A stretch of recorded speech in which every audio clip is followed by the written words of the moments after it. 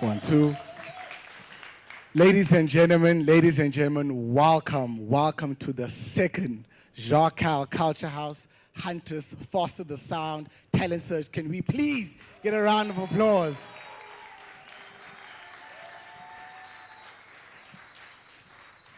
Now, I'm going to ask you guys to pace yourselves. It's going to be a long day, right? It's going to be a long day, but it's going to be an incredible day. I want to say a big shout out to the top 10. I want to say a big shout out to the top 50, big shout out to the top 100. This has been an incredible campaign. We're going to get right into it. But first, I just want to start with the house rules so that we know where to go, how to navigate in the space. And I'll give you guys the running order, and then we'll rock. We cool? And I'm going to need some energy. You guys cool? There we go, there we go. So from a house rules perspective, right, please make sure if you want to use the bathrooms, they are over there, and there's ones upstairs. But while we are in session, please, guys, make sure that you avoid going upstairs. The stairs are a little bit rocky, they're a bit loud, so because we are recording, we want to try and avoid too much sound. Are we cool? All right, so we're going to use the bathrooms over there, and then when you are making your way to the bathroom, please make sure that you avoid the cameras. That's 1, 2, 3, 4. So if you need to go to the bathroom, you need to step out for a second, just be aware we are recording, so try and avoid the cameras. Nice? All right. And then from a Wi-Fi perspective, if you want to post online, which you please should do, right? Make sure, the Wi-Fi is amped guest, right, 2024, and the password is AMPD friends, all caps. Right, so that's Amped Guest 2024, and the password is Amped Friends, all caps. Good? All right, make sure you post it. When you are posting, we ask just these small little things. Make sure you use the relevant hashtags. You make sure, I'll pop in and out just to let you guys know if the hashtags have changed. But for now, please make sure you tag Hunters. Please make sure you tag Jacquel Culture House. Please make sure you tag Foster the Sound. Happy? All right, and then I think that's the house rules covered. I think that is basically that from my side. And then to go into it, right, I just want to tell you guys a bit what we've done, how we've come to today. I know I don't have much time, but I just want to let you guys know how we got to today. So number one, this, for those who don't know, right, this is AM Studios. Can I see hands for first timers? Who's here for the first time? I know there's a couple of people that are not from Joburg even here, which is really dope. So AM Studios is basically an empowering space, right? It's a cultural hub where you are able to get access to world-class facilities. The studio upstairs, the content creation, these are pod rooms over here. So if you want to start a podcast or any type of content, you are more than welcome to go on our website or come into the space, and you can book the space absolutely for free. Cool? All right, so we got that covered. And then when it comes to what we're actually doing here today, right? I'm going to give you guys just a brief history. I now don't have much time. I just want to give you guys a brief history about how we got here. So with the Jacquel Culture House and Hunters competition, what we did is we had thousands of submissions, right? We went through thousands of submissions. We narrowed that down to a top 100, which was incredible people, like incredible people, and then took that down to a top 50, which is some of the people that you are here with today, and then we narrowed it down to a top 10. I can tell you right now, right, yes, there is a top 10 that is performing, but everybody here is someone that you should know. This is a great opportunity to network. This is a great opportunity to know who is sitting next to you, because I guarantee you there's a possibility that there's a collaboration right next to you, right? So make sure that you are networking. Make sure that you're getting to know the people that are around you. Cool? Happiness. Now, we got the top 10. We're going to rock very soon. Before I bring the young lady who's the brand manager of Hunters, I just want to let you guys know. Can I get Tresor actually out? Can we get Tresor out as well? But I just want to let you guys know, from the Tresor perspective, I've got a chance to sit with a guy, go through the top 2,000, go through the top 100. I am telling you, right, we closed the competition maybe 2 days, if not 1 day, before we had to choose the top 10. That's how particular he was about this. That's how passionate he was about getting the right people in the room and also changing people's lives. So just to give you an example, right? This what we're doing, the talent search, one, I need to let you guys know that this is not a competition. right? We're not here looking for one winner. We are looking for mentorship. We're looking for people that we can empower. We're looking for people that are there but just need that little bit of a push. That's why they've got people like Shekhinah, they've got people like Musa who are able to get you guys from where you are to the next level, right? Happiness? All right. Now, without further ado, right, can I please, and can you guys, because without this lady, this is not happening. Can you guys please put your hands together for Nonsi? Hello, hello, hello. Welcome, welcome, welcome. Hi, guys. As he mentioned, I'm Nonsi Kumete, full name Nonsi Gelelo, but don't bite your tongues, it's fine. I represent the Hunters brand team, and we are so excited to host this yet again. It is our second time partnering with the Jacquel Culture House. They're very passionate about empowering young musicians, and as a brand team, that is our core purpose, is to give back to the community, give back to the musicians, give back to the hustle, if that makes sense. Make sure that you guys feel supported, you feel equipped to try again, to not give up, because that is our spirit. It's a never give up spirit. That brings me to why we call this Foster the Sound. We launched this new comms called Abba for Style, meaning those who persevere, because we understand that it takes quite a bit to make it in this industry. So we launched that this last year, end of last year, and we followed it through with this talent search, and we called it Foster the Sound, because we are saying persevere to get to your final sound, persevere to get to where you want to be as a musician. So please do enjoy, please do engage, please do use the opportunity to ask the questions that you want to ask. Don't be scared. If you feel like, this question is a little, ask it, you might just, get the food that you need to keep going in your career. So please have fun. The mentors are here, they're prepared. They're so excited to be here with you guys, and we are excited to host you as well. Please do eat, be merry. If you post, please do post, #Hunters, Foster the Sound, #Jacquel Culture House. Please, have fun. That is me. Thank you, Nonsi. And just to mention to you guys, so you guys are aware of what we're going to be doing today. So the morning session, right, we're going to start with the masterclass, right, which is what's going to happen now. And then after the masterclass, we're going to have a young 15-minute break. And then after that, we're going to go into the Q&A. So you guys are going to get to ask these guys the questions that you want to know.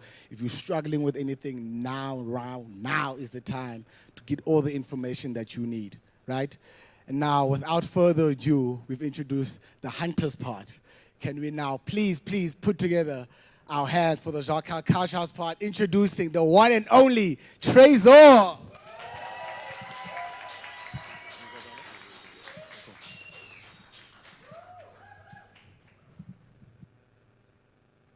Hello. How you guys doing? I think maybe let me stand up. Thank you so much for coming. It's really great to have you guys here. I know it's quite early today, and some of you really made time for us, so really appreciate it. I want to first thank our partners at Hunters for really coming through and being part of this really incredible platform. I want to give you guys a little bit of feedback on Jacquel Culture House. It's a project I'm really extremely passionate about. It's about empowering the next generation of creatives. As an artist, I had a journey of my own from Congo to Durban, and really got to experience a lot of hardships and not really understanding how to navigate the industry. And this project is about creating a platform that gets to empower, give you knowledge, share the journey, the struggles that we had, hopefully to be able to impact your journey in a positive manner, and to be able to assist you in really discovering yourself as a creative, as well just to give you some really insight we never had when we're really coming up. It's really exciting. I know some of you here today are probably going to be, the next generation, really incredible creatives, and it's such an honor to be with you guys here today to be able to share the knowledge. Today, I have some really good friends that I'm really honored to have and introduce. Funny enough, I lived in Durban for a long time, and one of them is we came up or really as artists around the same time. So I have a really great pleasure and honor to introduce Shekhinah, if she can come, please.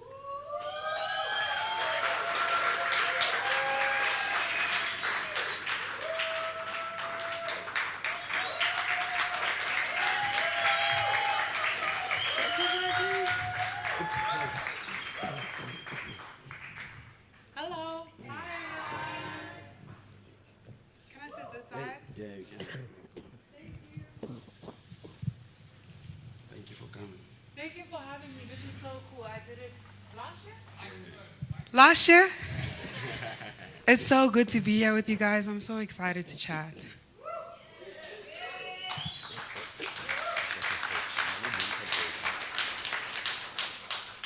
As you all know, Shekhinah is an incredible, multi-award-winning, multi-platinum selling singer-songwriter. A very strong force and one of my favorite voices ever, you know. And it's such an honor to have her here today. The next artist, also really, really exciting with the crazy dance moves and really incredible voice. And I love the character that he puts around his music. I love his vision. I love the fact that he understands fully what he's really trying to build. And I'm really excited about everything that he's doing. He had such an incredible year this past year. Please put your hand together for Musa Keys.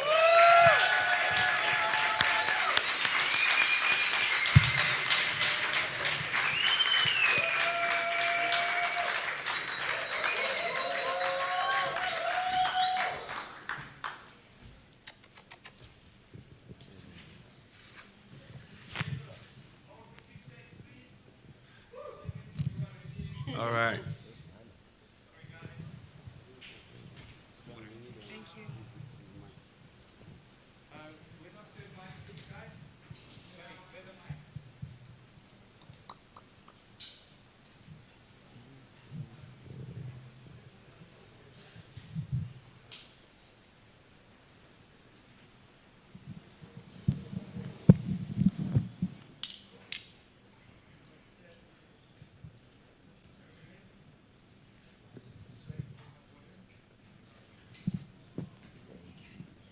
By the way, everybody, we are live streaming on all Hunters and Jacquel Culture House platforms. We want to tell everyone who's not here. Trey, over to you. Thank you. Hello again, everyone. Thank you so much. Thank you so much for coming again. It's really, really exciting. I'm excited to have this chat with the dearest Shekhinah and my brother Musa Keys. It's really, really exciting that we all here. We get to be in one room together. We get to spend the day together. We get to share the knowledge that we have and get to share our experiences, hopefully to really assist you on your journey. And I'm also really excited to hearing some of our finalists today, to hear some of the new music, and it's going to be really exciting. Today, we're going to be tapping into a few areas just to get to really dive into the process as well as just the journey as a creative. And I do believe strongly one the main thing, core centerpiece in an artist's career is really having the right music for yourself. There's not, you understand? So, and that brings us to our first topic, which is songwriting. I do believe really that there can never be any great stars or music industry without the right songs or without what they say hit songs or songs that really get to break the artist. And songwriting is such an incredible tool, is such an incredible journey, is such an incredible thing for any artist that has managed to discover that for themselves. But I think going on that, I want to start first with Shekhinah, just asking her what does she define songwriting for her, and as well as what is a process, what is your process in terms of songwriting, and how do you define that songwriting for yourself? So, first of all, it's really cool that everyone is here. I'm super inspired by you guys taking the time out to learn, because learning is gonna save you everything in this career, is having these conversations. I think I'm also here to learn. Like I said, there's a lot of stuff that I still don't know, even though I feel like I've been doing this for a while.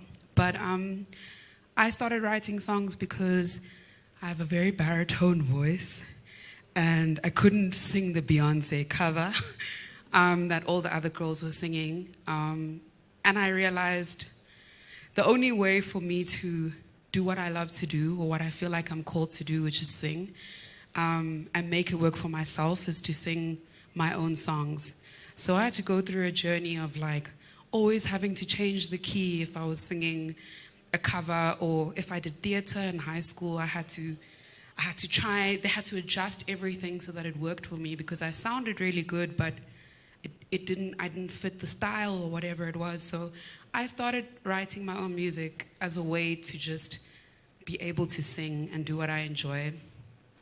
My process is very emotive, so it's very melody driven. I'm not the best with my words. I am good with words, but it takes me a long time to put them together. So I'm not the writer that quickly has the verse in the room. I'm the person that has the melody and has the word, maybe. So let's say it's, beach. Like, I have that. I know that I want to sing about the beach, and I know that there's a melody that I'm hearing when I'm listening to the music. So I would always put myself as a singer-songwriter, just because I approach songwriting from a singing perspective. And I know we were talking about Manana earlier on in the change room. Manana is such an amazing singer, but he's so quick with words, and he's so good with words. It's important for a person like me to have another writer in the room, because that helps me get the idea out faster, and also just explore maybe a thought that I wouldn't have had if I had to think about it for myself. So as I find myself working on a third album, I have worked closely with Una Rams. We've written at least 4 of the songs on my project together. Another song, I had at least 4 writers on the song. But the first 2 projects that I made, I wrote by myself. And it was so rewarding to know that I could do it, but it doesn't need to be that difficult. When you have people, you can write with people. So I work better in collaboration. Yeah. So find that person, yeah. Amazing. I'll get Musa to add some of his gems about his process, and how do you define songwriting, or what's your creative process around songwriting? Good morning, everybody. I hope you look delicious. Yeah, I actually agree with a lot of the things that you say, and I think one thing that could be happening to a lot of y'all right now is that y'all think having a writer is the worst thing. Because there's this whole idea in South Africa specifically that having a songwriter makes you the worst artist or whatsoever. Beyonce has writers. All of her hits are written by people, those kind of vibes. So I feel like sometimes having a writer is not also just saying, I'm not that great or I'm not good. It's actually sometimes getting a perspective of somebody. Like, I have this love situation where I got heartbroken and all of that. Maybe I'm a little bit too emotional to put it down in words right now. But I have somebody I can tell my problems to. Like, I'm actually going through this, and I would love to translate it to, like, music, And I think that's what I usually do whenever, if I don't have an idea of what I'm going to be talking about in a song or whatsoever, I'd rather just chill, until I get that whole energy in me. Like, what is it that I'm trying to feel? What is it that I'm trying to take out, I've went from, in the beginning stages, I've went from just doing random stuff and being super confident about it to being super critical about everything that you do now, because I kind of like understand the power of the words and the effect that the words have on people. Because at the end of the day, I'm not only trying to just tell you a story, I'm also you could also be going through the same thing that I'm going through, you know, and I could be your way of understanding. I never knew that I had anxiety until I listened to Anxiety by Zuchi. He explained it so much that I was like, that's me, bro. And I get you so much, you know?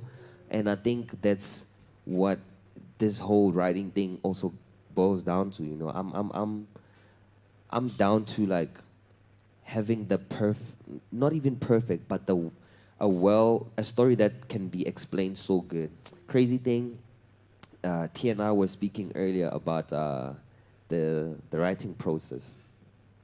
And I think also just having the freedom to just do whatever, you know, and then have somebody else come in and see if that would make sense, you know. Like sometimes you can write stuff and you could be selfish to yourself, like, I am dope, I'm that artist, I know what I'm doing, you know, but you find that the story is not so clear to the next person or to the audience, you know, and it's just unfortunate that there are ways of communicating, you know. If I wanted, I could just mumble throughout all of my songs and just give you all melodies, you know. But there are different ways. Yeah, and when I also make music, I start from melodies, you know. Since I produce my own music, by the time I'm already playing chords, I already have vibes in my mind. But what I usually do, I really avoid making the beat now and writing down right now. Like she said, there could be a word, so I'll record that idea. Like if I have a word like holy water, I made a song called Holy Water. I literally just woke up. I got back from the club late at night, early in the morning, found one of the producers that I called, making the beat, and I'm like, I like this beat. Just finish it off, do it like this and this and this. I'm just gonna catch a nap. Same time when I woke up, we had a view, so there was water. And then somebody in the room asked me if I want some water. So in my thinking, I was just like, water, this water just sounds so nice, like at this moment. I don't know why, because I'm seeing a lot of water, the view has water and all of that. And I was just like, holy water, like, what is it that I can do? And then I just recorded like, holy water, and then just laced it, and then just played around in the program just to try and find the melody and all of that. And trust me, the whole song is just basically about water kind of vibe. So sometimes it stems from just like a word. Sometimes it's melodies. Sometimes I just let my mind go crazy. Like I just close my eyes, go on the mic, just record whatever is coming to my mind, because I feel like that's how I stay authentic to what I'm trying to achieve, you know. Yeah, and by all means, I try to stick to what I recorded as a draft. Because sometimes, the draft is the best, because sometimes we tend to overthink it too much. After the draft, you try to record it in different ways, and it just does not slap the same way. And trust me, that draft is the one that made you love that song, you know. So, yeah. That's amazing. And that's amazing. What about you? What about you? What about you? I love the fact that you mentioned the collaborative process. I love the fact that Musa mentioned, you know, the vibes and the demo attachment style, where people are so attached to the first demos. Man, I am a big fan and really passionate about songwriting. I do believe it's like number one when it comes to like the music industry. It's like the best thing ever, you know, like on top of everything, you know. I love great songs. They can be fiction, can be a real story, it doesn't matter. It can be wordplay, it doesn't matter. I really love great songs. I have different a process of writing, but a lot of, I think, my songwriting is always inspired in which part of life or the world or I'm in. I do believe as creatives, we are put in a position to always dare to push the envelope and not necessarily, I love discomfort, you know, I get very comfortable with discomfort, you know, being able to always challenge myself to be better, you know, at words, although like, you know, it's always a tough one because English is like my 7th language. And so I love unboxing, all those, boxes to put around as a creative. So if you make a certain style of music, for me, it's always like, I want to hear what's coming next, So I love, that journey of challenging. And melodies for me, again, when it comes to songwriting, personally, top, because melodies are just so incredible, like you can literally sing a whole song without understanding a single word, and and I do believe at least some of my favorite songwriters are always very melody driven. And again, like I said earlier, it's a process that I do believe every creative, at least artist, doesn't matter what your style is, you should always strive to master, because that's really where everything starts from. Like with a great song, you literally have, it's like the explosion of everything you can imagine of. Like a great song can take you from wherever you are to like some of the craziest room in the world. Just a song. I always call it like a 2.5 minute of magic. So like when I write songs, I've always like, how do I bottle magic in 2.5 minutes? Like how do I, every single second need to be magical. If it's a keyboard, if it's melody, like, but how do you take all that magic and bottle in like 2.5 or 3 minutes? And when you put that way, it becomes suddenly easier, because you think like, oh, cool, I have 3 minutes to bottle magic. It does not matter if it take me a week, it take me a day, it take me a month. But if that 3 minutes really pops out magically, then it's different, because life becomes different, And that takes us to a next topic, which is publishing. Now you've written this really incredible song. And I also do believe, as artists, please don't box yourselves. Please, I beg you, don't box yourselves.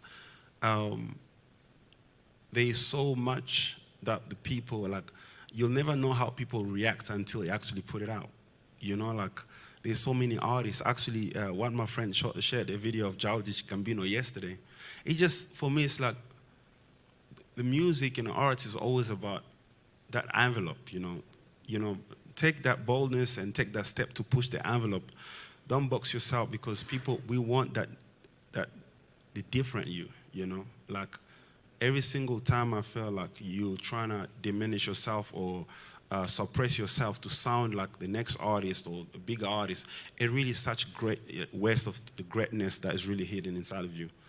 So please, we want to hear the most original, the most authentic, the most bold, unboxed, crazy, loud, unapologetic you. And when you have a moment, you have that magic, bottle magic, and the song is out there, it takes her to the next phase, which I do believe is publishing. Man, I'm a great student publishing. It's such a complex topic. I know nothing. No, she knows she's lying. But just to put it simply, publishing really will protect your rights as a composer, as a songwriter. And I know right now, my first publishing deal was like in 2010. I got like 10 grand for it, and that was like the most money I've ever made in music at that time. I don't think you can understand how excited I was. Man, I was mad excited. Like, it was in Cape Town. I remember I just did like a bunch of shows on long streets. And man, I was just like, yo, I made it, man. Yeah, it's so crazy. Yeah, it was so crazy, And what that did to me was a stamp of approval, for my craft. I got to learn. I remember just bombarding them with like 150 songs, all demos I had on my phone, everything, So, and having a great publisher can do, I do believe, two things, if they're doing the job, of course. First, assisting you in really building a great community of other creatives, because normally like the majors, like your Sony Publishing, Universal, or Warner Chappell, they have a lot of writers, so you get to first build a community. Secondly, you get to learn along the way, because a great publisher will really get to assist you in really fine-tuning your craft. on top of that, really protecting your right. It's a complex business, and I do believe in life you always need to let the baker back to bread. So don't try to do everything on your own. Always trying to find the right people to work with.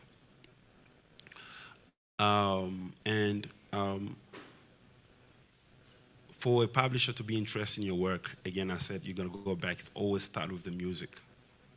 You get the right songs. Sometimes it takes, for people that have been around, sometimes it takes, some artists will come early and they have them like early like Lord, but you think it's early, but she spent like 4 years before, you know.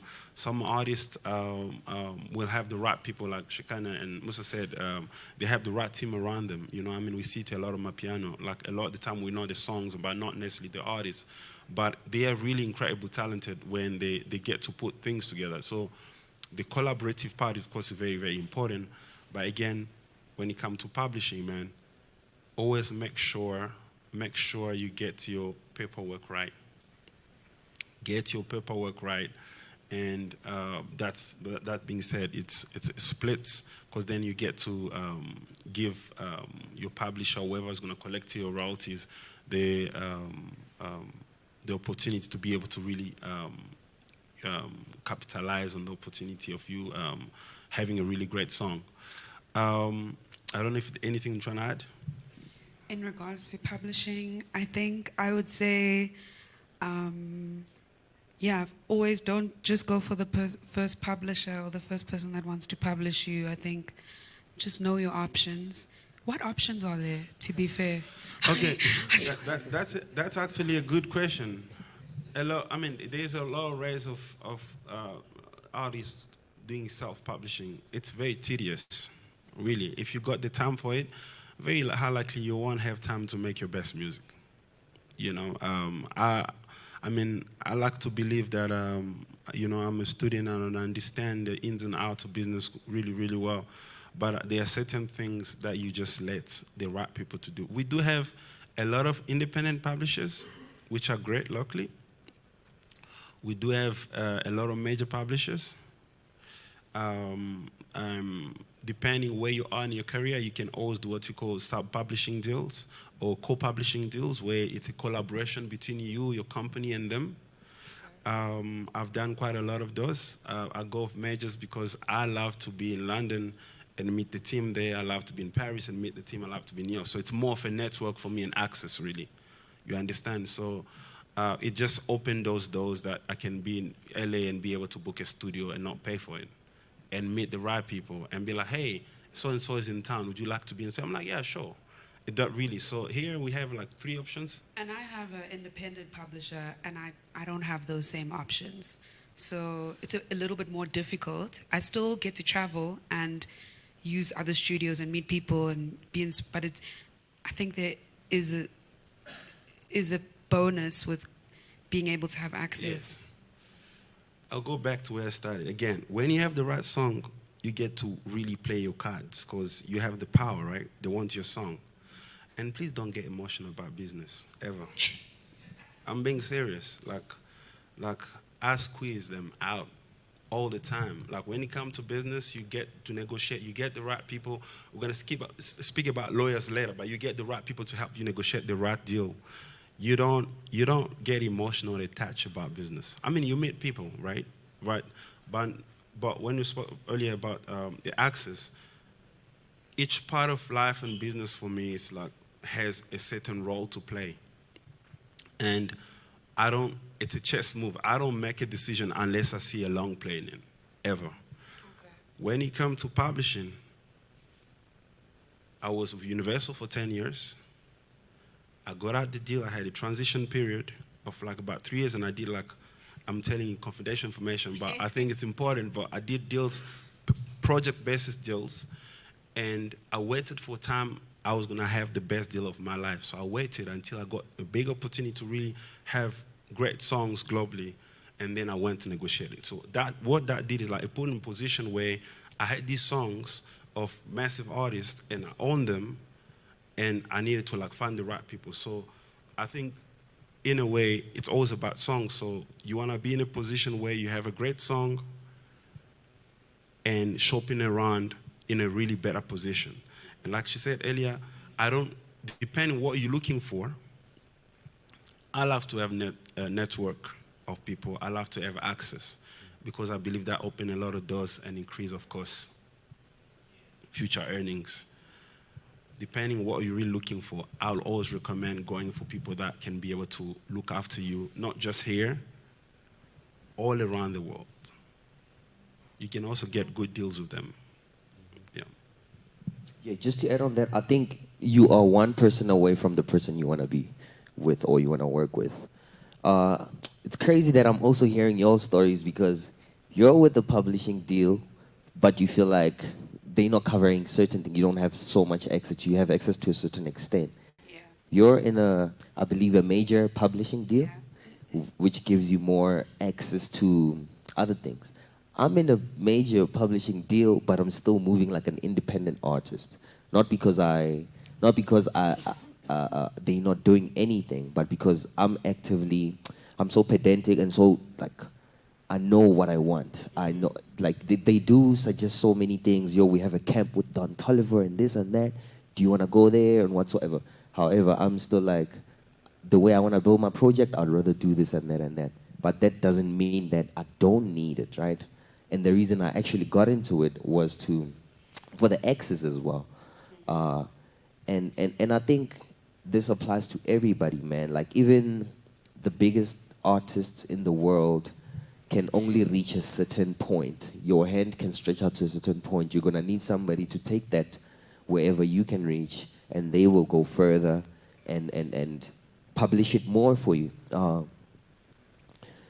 If anything, man, publishing for me, the reason I got into it was so that I could protect my money. There's so much money that your music is making that you're unaware of. There's so much money that's being made. Yeah. I saw yesterday an article, crazy thing about Spotify has paid 265 million, right? Yeah, in the past 3 years or something out. And that's just Spotify. So imagine how much more money is there from radio, from TV, from, if you've registered yourself with Samro and all of those companies. So I think for me to go into it was to protect my money, make sure that my money is protected, and to also just have the access to whatever I want. If I want to be in studio with Drake next week to beef with Kendrick, we can make it happen, I don't know how long it would take, but I know that the publishers would really go an extra mile. Also, there are so many ways to make your money. I personally believe that as an artist, you are going to have hot days, you're going to have dry days. And trust me, the publishing money really takes care of things when it will hold you down, like in times of need, where maybe you're not gigging enough, you're not having enough shows to pay for your bills. Go to your publisher. Your publisher probably has a lot of money from you, for you, They've collected so much money that you could have lost. And I mean, as much as the companies are really going to get your money, they're also crooks, man. Like, I mean, they might give you the money, but not all of it. So that publisher really needs to go there and dig deep and see where we're really making money and bring it back to you. And I think that's why I did it, just to protect and to be able to reach whatever I want to, like whatever place I want to reach. Also to get my music sometimes, which is so weird. I don't know if maybe this is what I think, but it's like, there's some entities you'd rather have a company represent you for them to be able to take whatever is offered, For instance, like let's say gig-wise, some shows you can't do big festivals. You can't do big festivals outside of South Africa, for instance. Like in Europe, I can't do a big festival if I'm not signed to an agency. They can't pay me directly. I need to be under an agency, booking agency or whatsoever. So that they can text the money and all of that. So I think also with the music as well, if you're trying to get your music played on FIFA, sometimes it's not just one person away. You don't call somebody, yo, I have a song, put it on. Let's make that money. Sometimes your publishers will go out and take this music.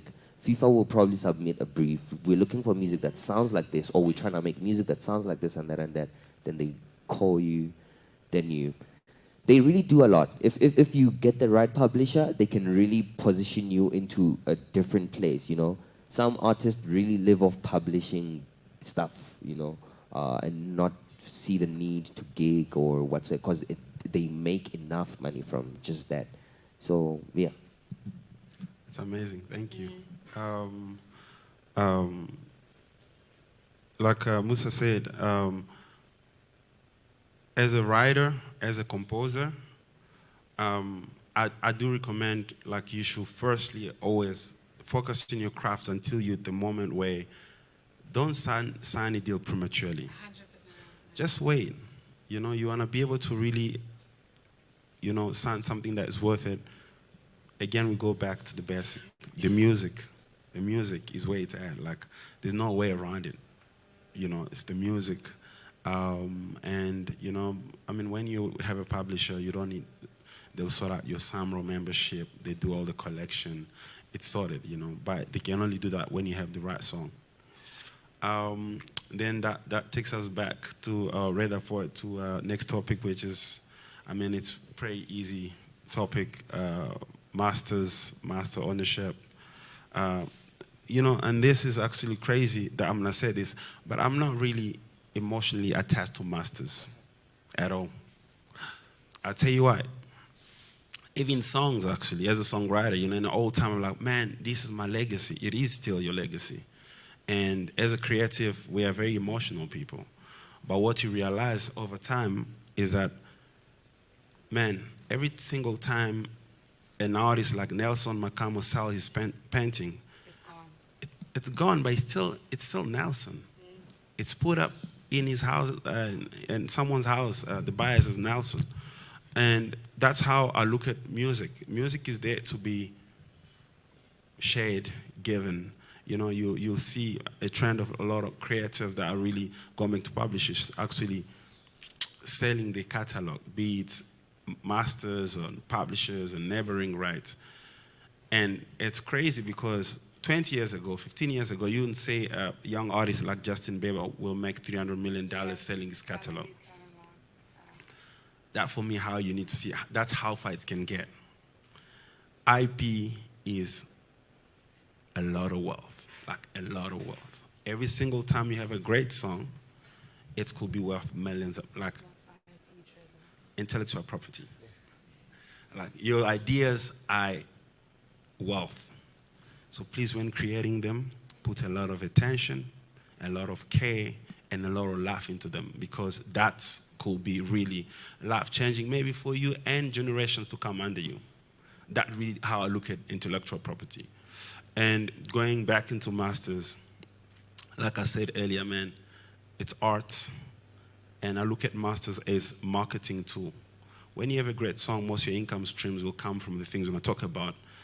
Music sales are great, but I can tell you most of the biggest artists, be it Beyonce and Rihanna and Ed Sheeran, they've been on like 10, 12% royalty most of their career.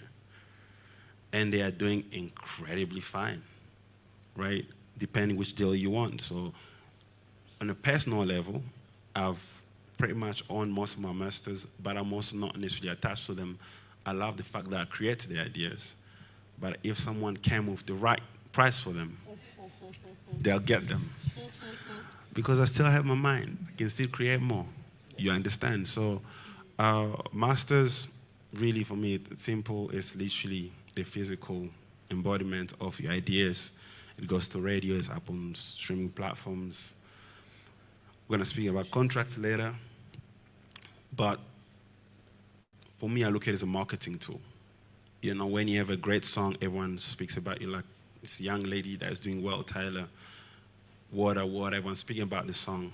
But actually, what's coming out of the song is what actually, everything around the music. So the song is a marketing tool. The masters is great, it's incredible.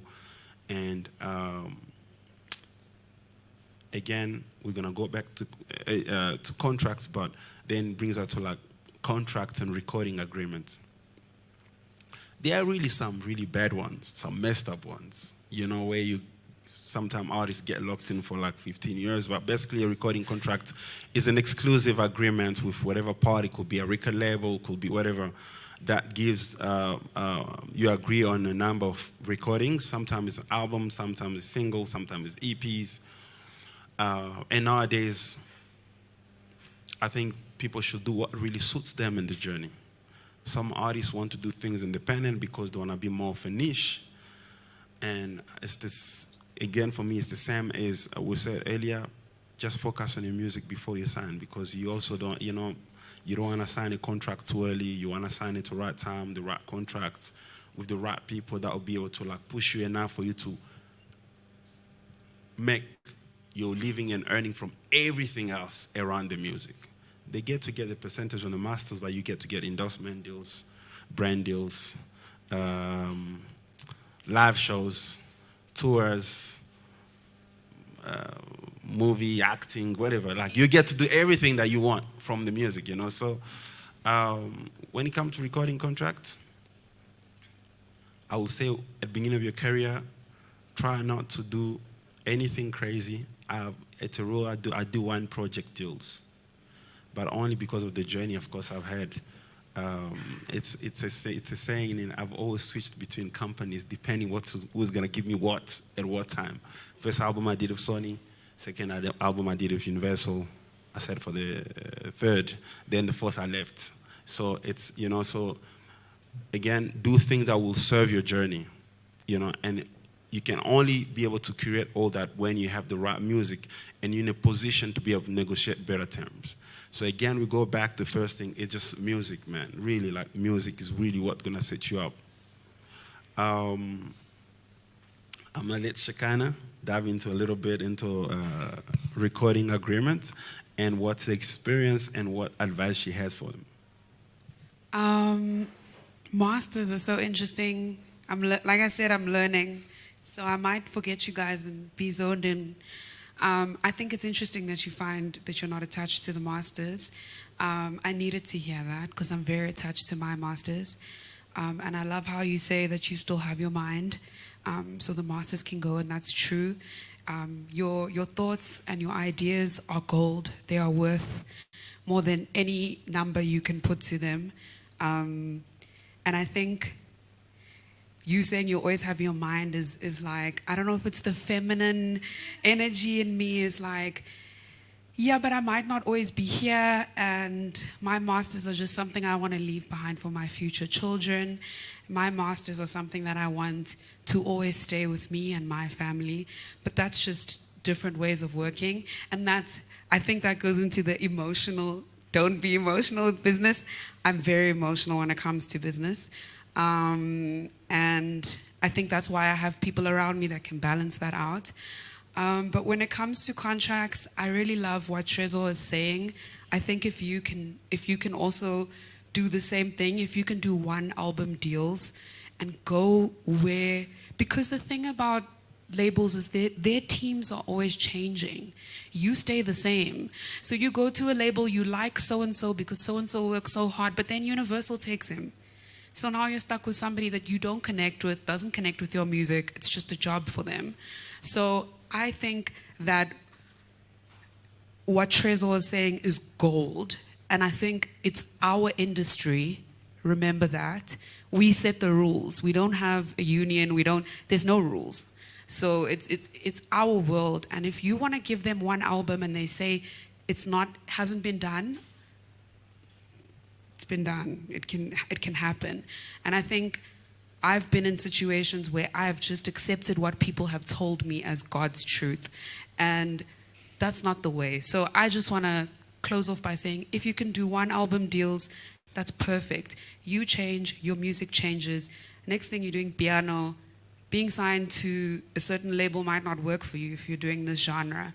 Be able to go where the music is being served the most, I think. Yeah.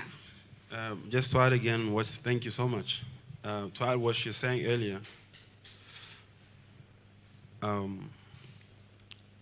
when we work with labels or releasing music, we work with people, right?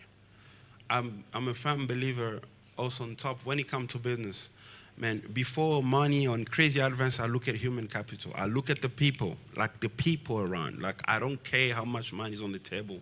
So many times I've been in rooms where I've been offered more money and the people are not right.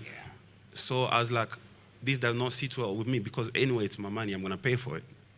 So I'll go for way less money with the right people, always. It's a golden rule. Way less money in the right people, because in the long run, it makes a lot of sense. Please write that down. A lot of people that I've still worked with today, I've known for like 12 years, because nothing is impossible when you have the right people, man. Really, like, and people think like for you to reach a pinnacle in your career, you need like the weekends manager. No, you don't. No, you don't. You need the people that are really passionate about your craft and you as your person and your vision. And sometimes they're around us. I'm saying sometimes.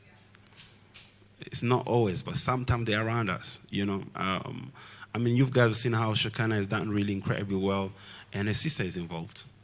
Yeah, it's sister's me and here. my Her sister. sister is manager. She's somewhere, but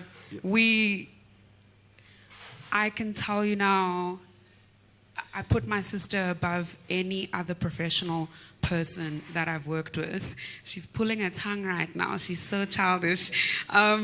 But it's like Tresor was saying, and I also think about that with Tyler. I think about that with the team that is working with Tyler. I think Tyler, if you know about her come up, it's been people that have seen that she had what she had at 16, 17.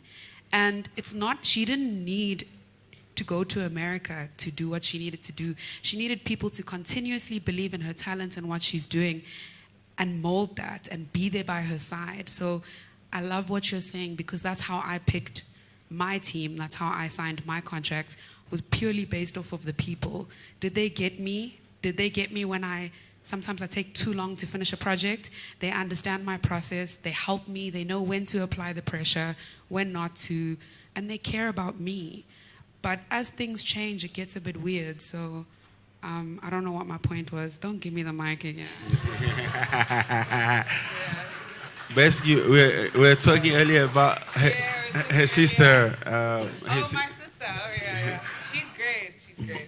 But like she said earlier, man, like there are so many companies that are playing the roles of majors without having to, for you as an artist to have a commitment. And Musa's an example. Yeah, you understand? Like we're gonna go into Musa, and Musa is managed by a really great friend of mine, Tiamo, which I've known for a long time, and they've done. I tell them all the time, they've done so incredibly well, and how they built the career and the structure around them, and it's like really strong team. Yes. So please go ahead, brother, on your recording, release, and masters. Yeah, I'm gonna be the devil's advocate. Period. Just to be quite honest, if a label is offering you little money, they're not gonna do shit for you. They won't. Trust me, they're gonna sell you the best dream, and I stand to be corrected. Maybe there's people who's been offered small money and then they had the greatest outcome. Everybody I've seen who got little money, there's nothing happening, bro. If a company is willing to give you 20 million, trust me, they're going to work. That's 20 million. I can't just wake up and say I'm giving Tresor 20 million and hopefully his album will bring back the 20 million. Yeah. No. At the end of the day, we're trying to get back our 20 million. We're trying to make sure that we even make more than 20 million, you know? And I think that's one thing I've battled with. Like every time labels have been chasing me for years, and I just keep on declining it. Because before we even get to figures, because I haven't seen anything that they've done for people that I couldn't do myself, you know? That's why I said earlier, we have a publishing deal, but I still feel more independent. But also because I'm that kind of artist. As you said, I really needed to hear the two. You're being emotionally attached to masters, you know, because I've had a fair share of my own money from my music. I've known how much it is to get 80% of your master. It feels so good. It's so much money compared to when you're going to be getting a 12%, you know. And I think I've been able to live. Some people might think that I have a record label that made me so much money and I can afford that because no. It's always been independent and whatsoever. Even if the label gives you the money, I've taken the money and put it back into my own stuff on my own. But more than anything, man, I feel like when it comes to deals and all of that, trust me, I don't know what the numbers are, but I can tell you right now, Tyler probably has a very good deal, like a proper good money deal for it to sustain and to go that way. Because it's not easy, man. Like, as much as I would love to be independent, it's not easy to take out 400,000 rands for a music video. That means what? I have to go to do 20 gigs and then come, like after all the 20 gigs, pay 400 for something that's gonna take a day that I'm not even sure if it's gonna make me money back, you know? So I think that's where it goes in. For me, I haven't signed a deal yet, only because I am attached to my master, right? Super attached. Because I personally believe I make classics, you know? And I think my music is gonna take care of me for the rest of my life. However, I am in a transition right now of giving into a lot of things. I never had a stylist ever in my life. But recently I was like, you know what, maybe for character change, I'm working on a new character for my new project. Let me get somebody to help me. And maybe how I'm seeing it, people will still see it the same way, even if I try to tweak it. So like, rather get somebody who sees it completely different, you know?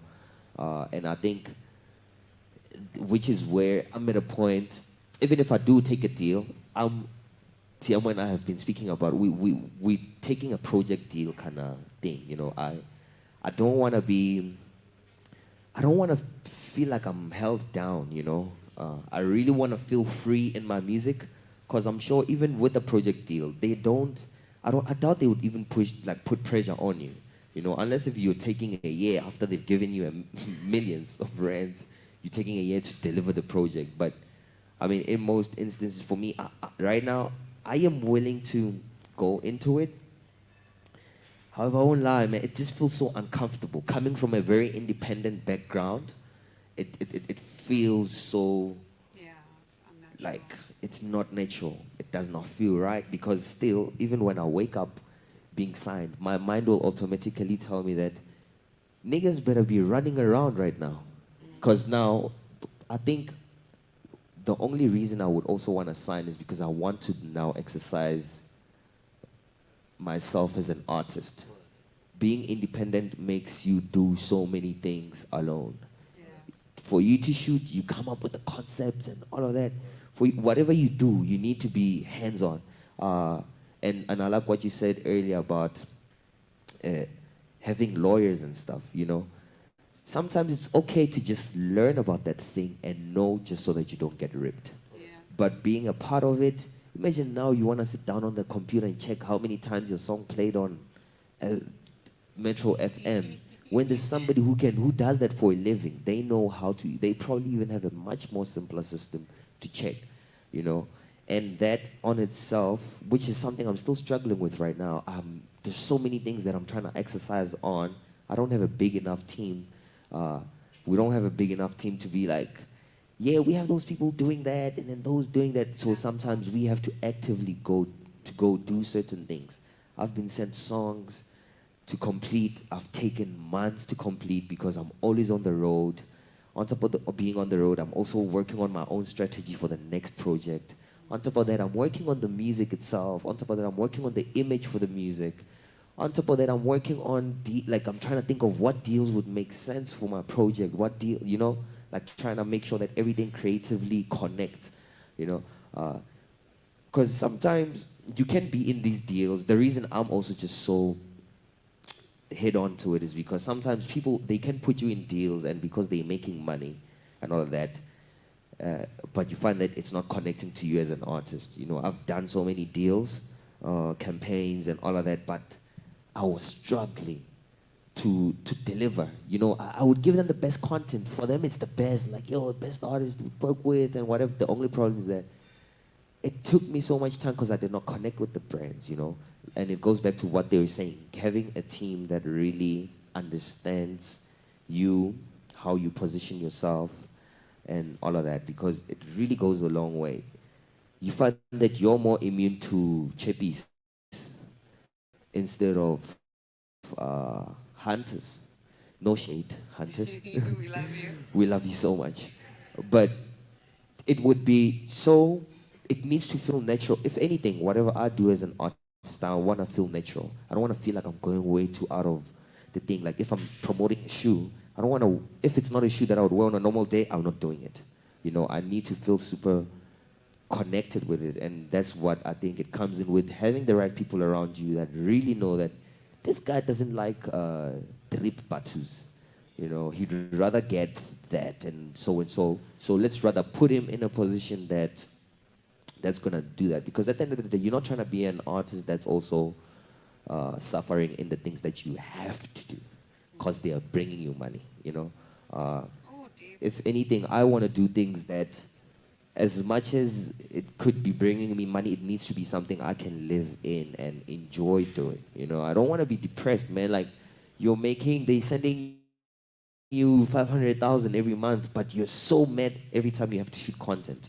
I've had a situation where I had to shoot content, so much content, and I got annoyed to a point where I started delivering late and all that because I got annoyed. I'm like, this is not what it feels so young for me. You know, I'm doing too much activity, and my brand, I don't need it to do that much activity, you know.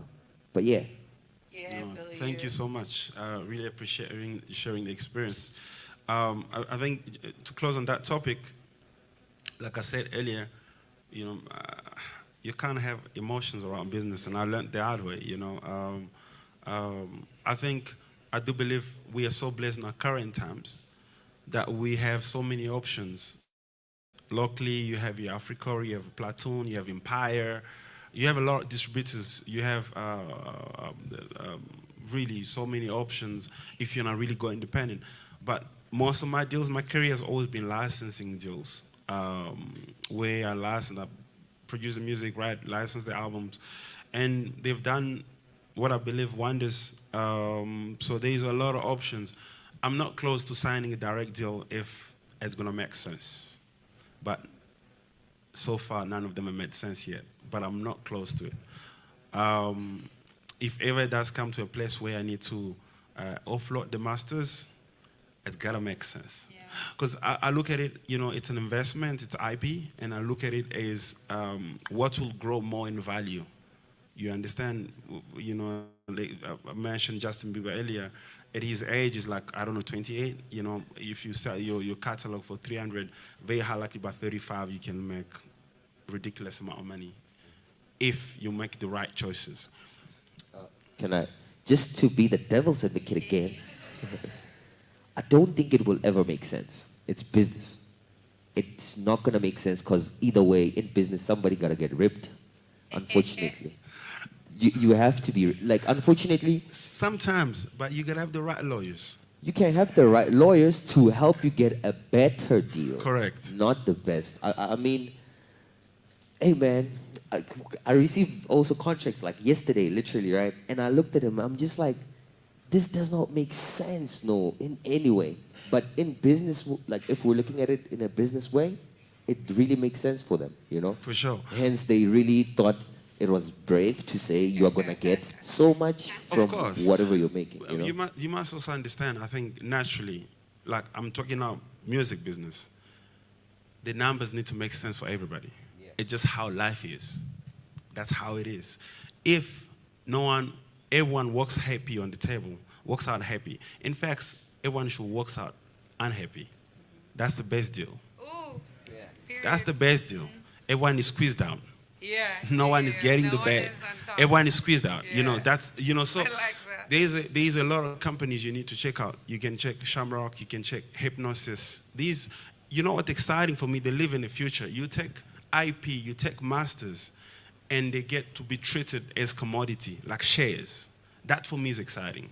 Because that means if today you have a song on Billboard, someone can go and measure the royalties that it will earn for the next 5 to 10 years, maybe even 15, based on certain metrics, and be like, this song will make roughly $8 million over the next 10 years.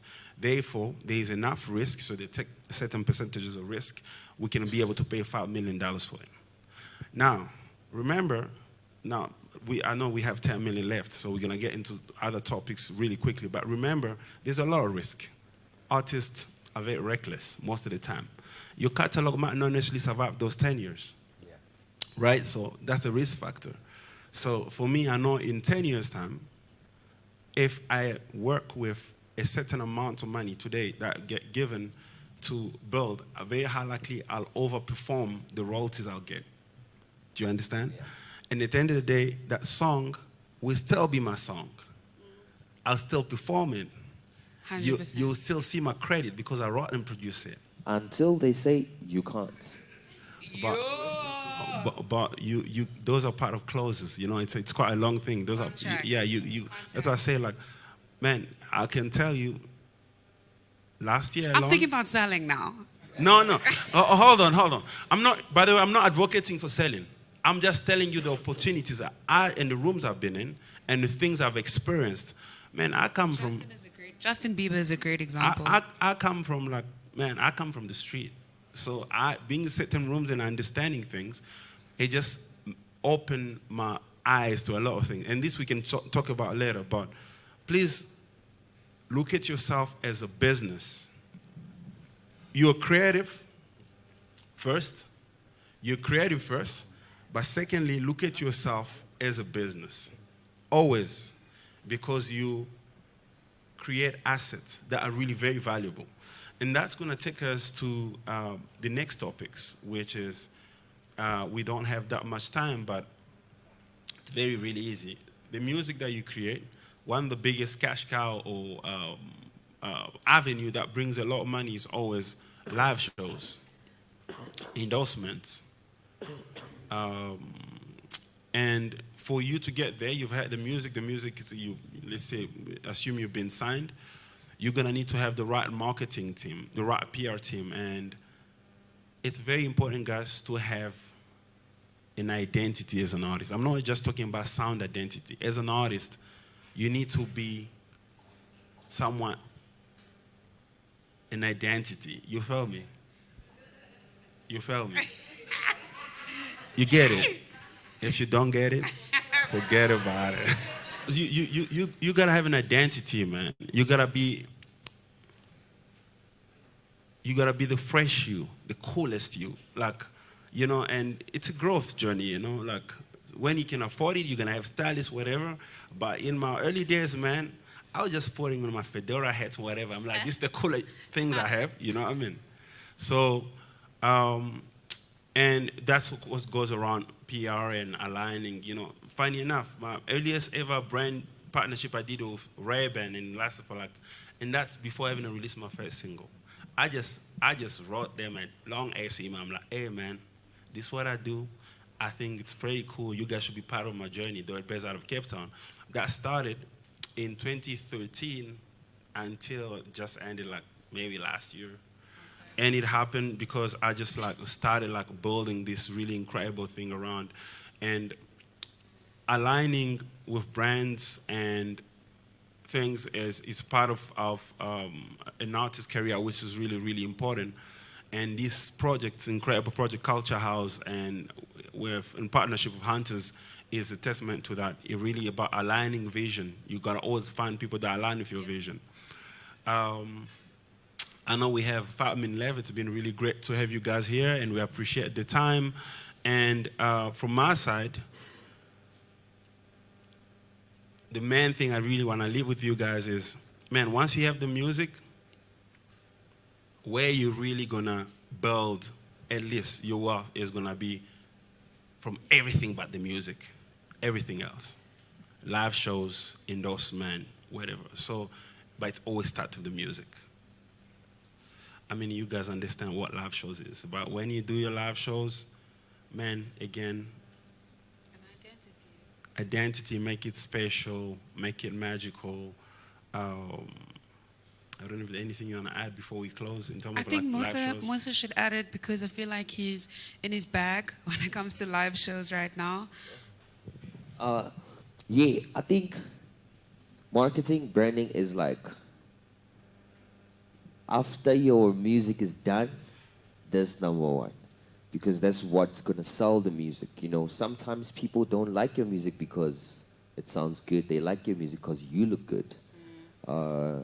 You look like you give them some sense of, Self. yeah, like Mirror, yeah. they can draw inspiration and all of that, you know. And I think there's a lot of things people kind of like miss. Some people think they can just be a Kendrick Lamar. Just don't drop anything until you want to drop. You know, sometimes you need consistency. Sometimes you need to be, everything needs to feel like propaganda. You know, unfortunately, that's the music business. If I come here and just tell you something basic, you might not be interested. But if I make it sound juicy and make it like, brand it up to be this big thing, you know, it then caters to the public. And if anything, my way of marketing my music also is performing it. You know, whenever I perform, I always make sure that it's a different feeling. I always want people to fall in love with my music again every time I perform. I need you to feel like it's a new song. If it means my band and I are gonna do something new at every new show, that means we're doing that just for the purpose of making people feel like. I was actually telling my manager yesterday, we're like, crazy thing, I'm still performing a catalog from 2 years ago and it still feels super fresh. He's like, no, it's because you go to different places all the time. I'm like, no, it's not only that, but also because of how I then present my music to people. 100%. My live music is not the same as the one you hear on Apple Music. I do a different rendition. It's always different. It's just an enjoyable thing, you know, to watch. Personally, I before I even work with some artists, I sometimes check their performances. How are they? I sometimes get your energy, pick up your energy from the way you perform. Like I can feel that this person is a superstar. This person has the energy in them. This person has that thing in them to make a song sound so good, you know. And which goes back to, there are artists that are recording artists. There are artists that are just singing artists. There are artists that are performing artists. Finding the balance, hey? For me, it was that thing. I had to find the balance. And more than anything, when branding myself up, you can't want people to like you if you're not well presentable, you know. Yeah, like come present. Look at how dripped up he is, you know. For sure, before he even said anything, some of you were like, "Yo, that outfit is dope." You know, already you were interested in what he was gonna say without him even saying hi. So how you present yourself is really important. Doing them shows is way much important as well. Also touching the little Western mediums, man, like your radios. Sometimes we think TikTok is the only thing now. If you want to blow your song, do a TikTok challenge. But one thing I've learned is that, especially also back here, if my music did not play on radio, I wouldn't have passed something we used to call like the dust test, where we go to like a place that's very far, that has minimal internet. People there most likely don't have data and perform there. If those people are not singing your music, you haven't branded and marketed it enough, you know, because if the people in the rurals, people deep down who don't have access every day, really know your song word for word, that means that song really is on rotation. And yeah. That's amazing. With that, guys, we're going to be closing the first part, the masterclass. Thank you so much to Musa Keys for your insight and imparting your knowledge and sharing your journey, to Shekhinah. Thank you again a lot for being here. And thank you so much for listening to us. And we hope you've really enjoyed and picked some really gems for yourself. Remember, everything we said is personal journeys. We're just sharing. We're probably going to have some chat that if you really want to ask some questions, you're welcome. Again, thank you so much. I'm sure we'll see you guys back in right here in a bit. Thank you.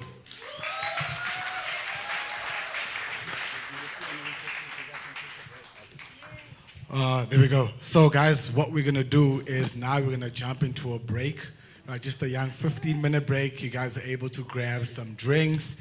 You guys get to prep your questions. If you need to use the bathroom, you can use the bathroom. If you guys need to smoke, nyana, you guys can smoke. But please, please, please, guys, we be back here in 15 minutes. In 15 minutes, we're closing the doors and we're jumping straight into the Q&As. Right, thank you, guys. Sharp.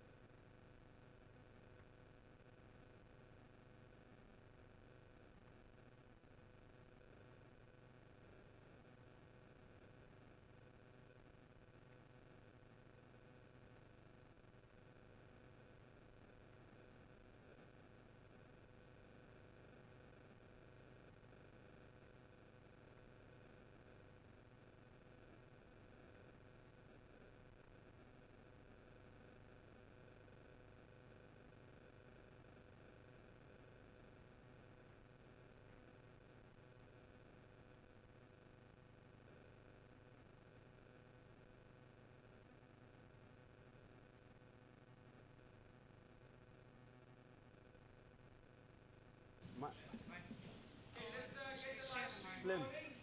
Slim.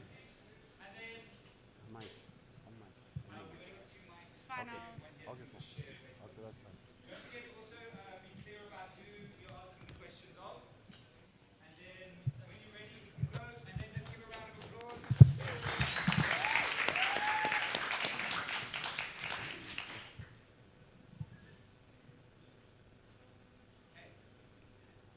Oh, hi.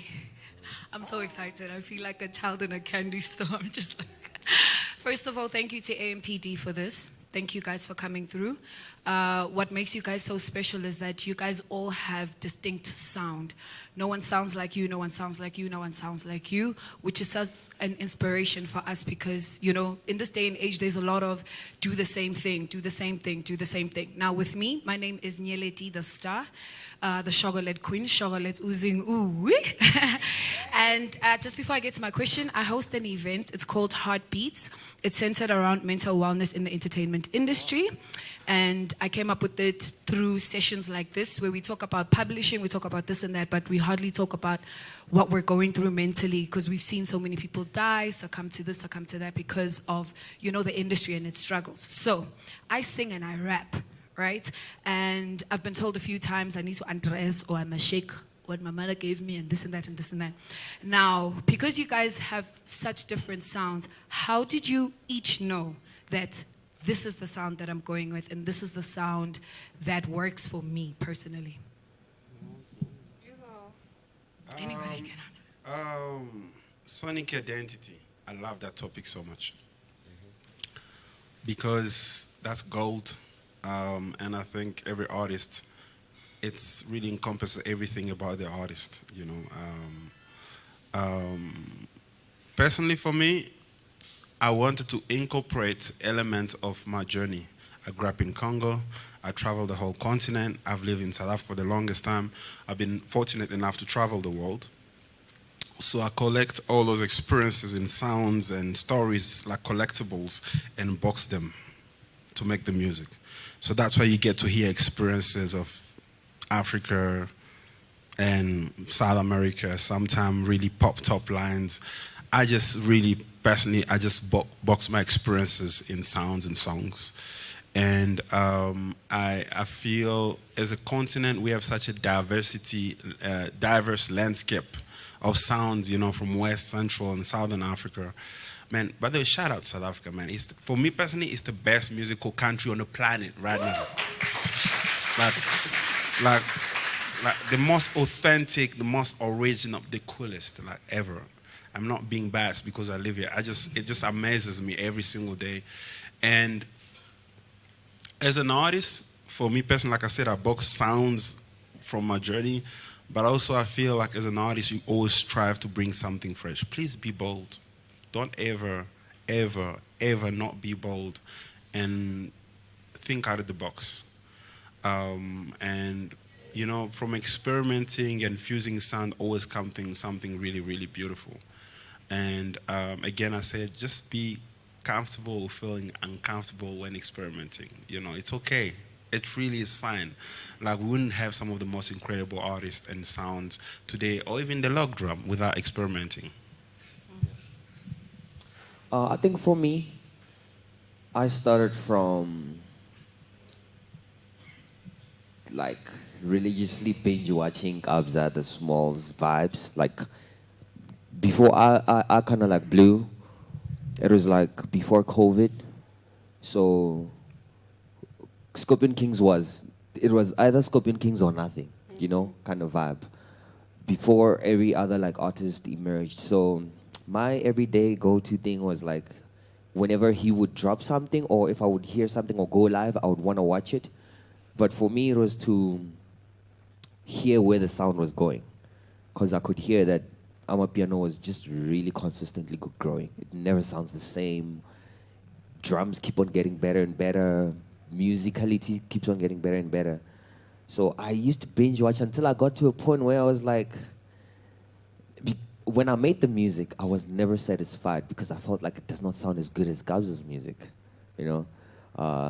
Until I got to a point where I was chilling. I'm like, actually, let me really stop trying to listen to other people and finding myself in that kind of sound or whatsoever. Let me do something that makes me feel comfortable and happy. And that's when I started like just doing everything differently, you know, from the way I was like, there are so many packs that everybody's using. Let me sit down, let me get a tin. If I'm trying to get like a spoon kind of sound, let me sit down and make it myself and try to see if it's gonna be good enough. Or sometimes I'd even delete everything in my computer that I got from people and try to like get new things from different vibes to try and distinct myself from everything else. The journey of finding yourself is a long journey, I won't lie, because you don't just wake up and be like, I'm this guy who sounds like this and whatever, you know. I've experimented quite a lot. I have so many songs that are just chilling, where even now when I listen to them, I cringe, you know. I'm like, damn, was I really that person? And for me to get my sonic was literally comfort. What made me feel comfortable?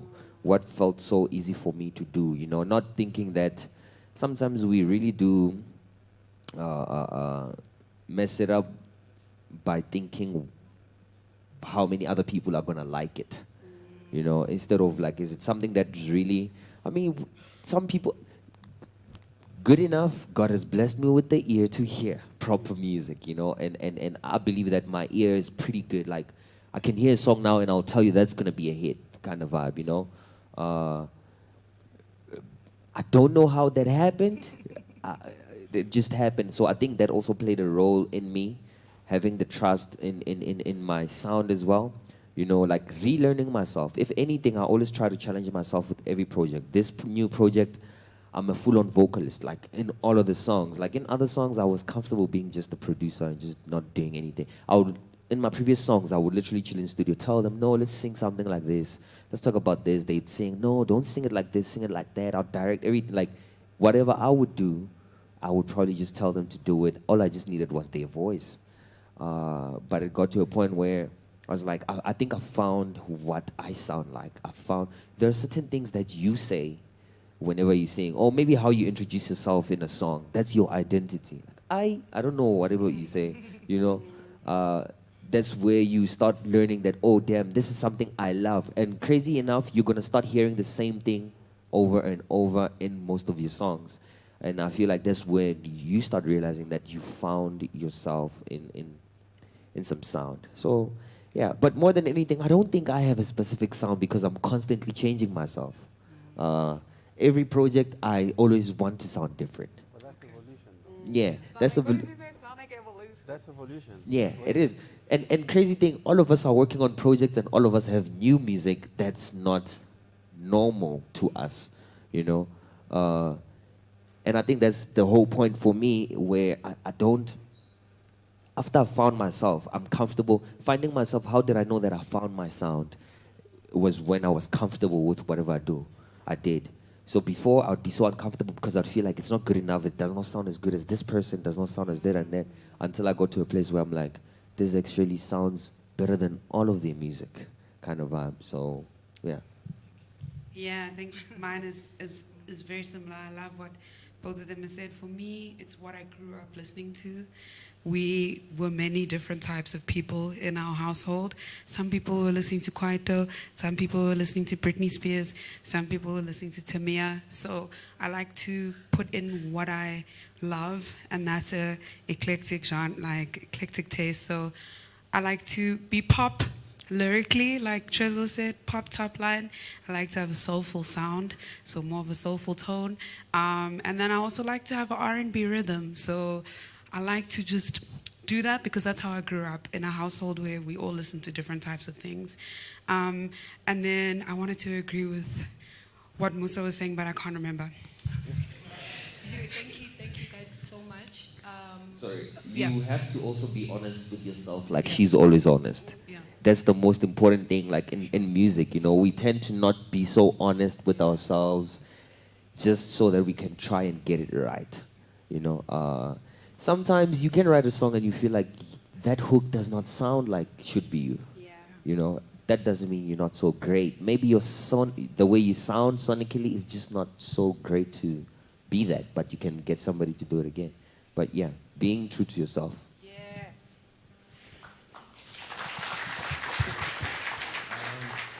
Hi everyone. Thank you so much. Hi everyone. I go by the name of The Future. I'm a producer, artist, live sound engineer. So also, thank you very much for this opportunity.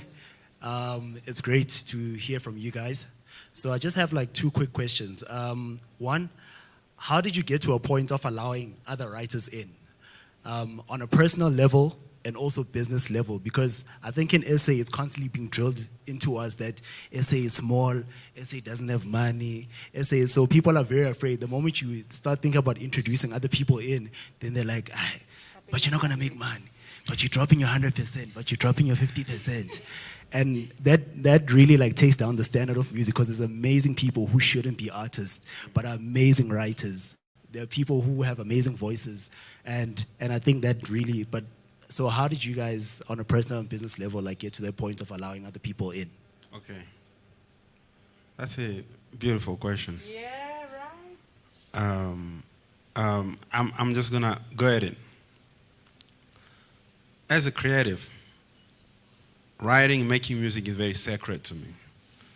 I don't even think about money. I think of the level of understanding, creativity, creative connection. I could write, but not with many people. I think in my whole entire career, like at least for my own stuff, I've co-written with like maybe 5 people. And a lot of the time it's people that really, man, I admire that person. There's something special. So my advice to anyone that when it comes to collaboration, man, it's gotta be great. Like for me, at least personally, like I open that world to anyone that I believe will be able to bring something really phenomenal and add to it or even make it better. It's a really wrong view if you're really gonna go into creative room thinking of money. Please delete that thing off your mind, ever. Like don't go in a room, create music for money. It will never make any money anyway. I'm just being honest. You know, because it's not authentic. And the crazy part about music is like, it's crazy in a way that people can feel it when it's authentic. And people can feel it when it's not. You understand? Some of the best songs are just happen by accident because you don't think much about them. You feel me? So for me personally, I've never had a struggle with collaboration. It's always been about the right people. Like I said, to add on it, please don't think of money when creating. Money comes. It's a collateral thing. It will come. And you'll spend it and it will go and you'll come again. But please create dope work by having the right people around you. Just, you know, the right creatives. Yeah.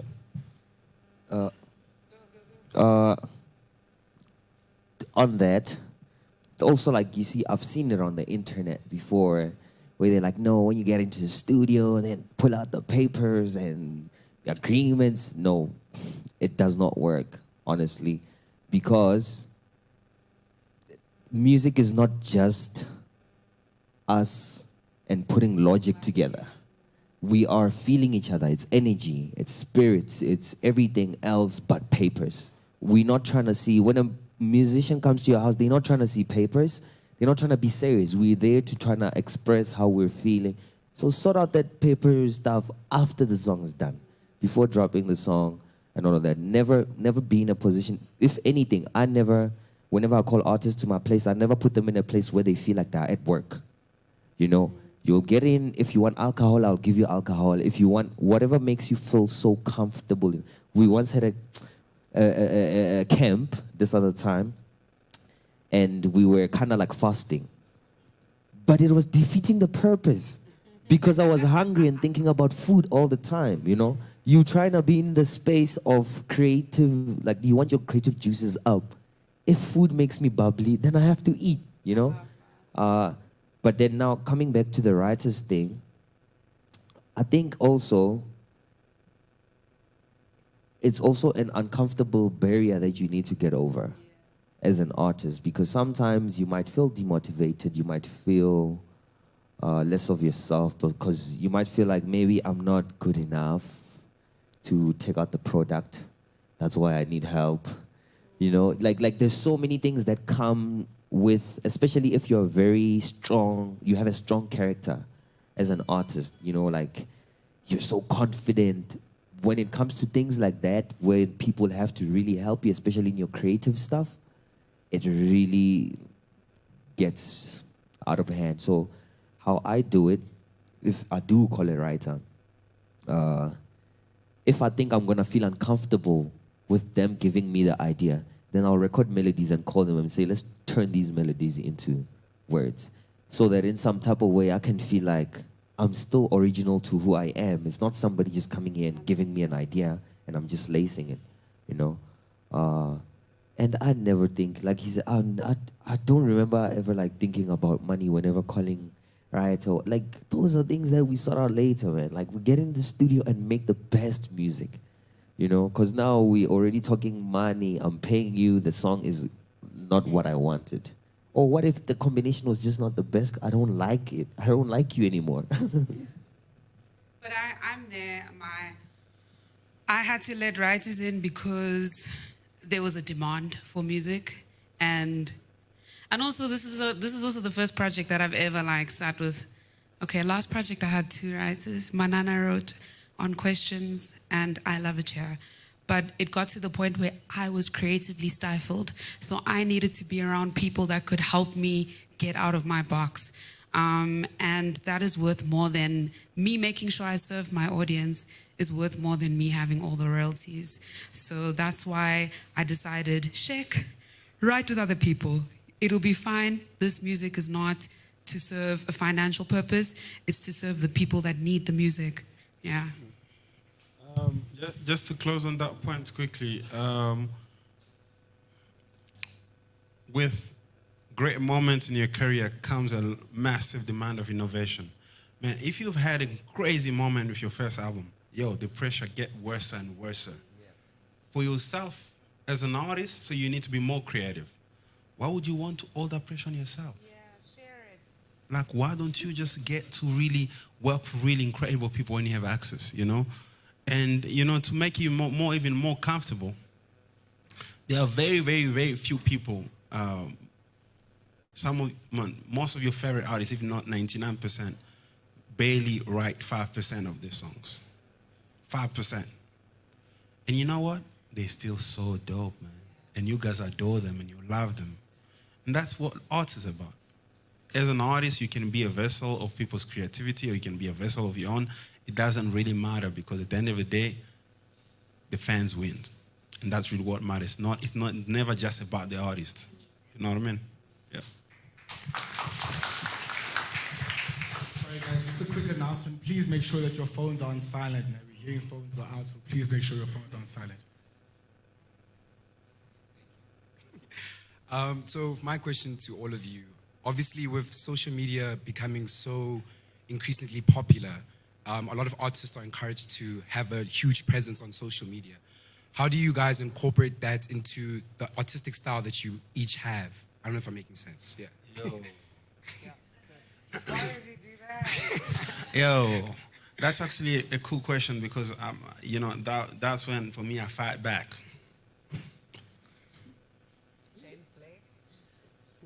You know, when there were Prince and MJ and Stevie Wonder and Fela and Brahu, we never had social media. So we live in a current age where it has become a marketing tool. But I feel like it also sometimes gets way too much focus than it should, right? I think TikTok is amazing. I'm not on it yet, I was. I think it's really incredible. But also I think to each their own as artists. You understand? I think it's important.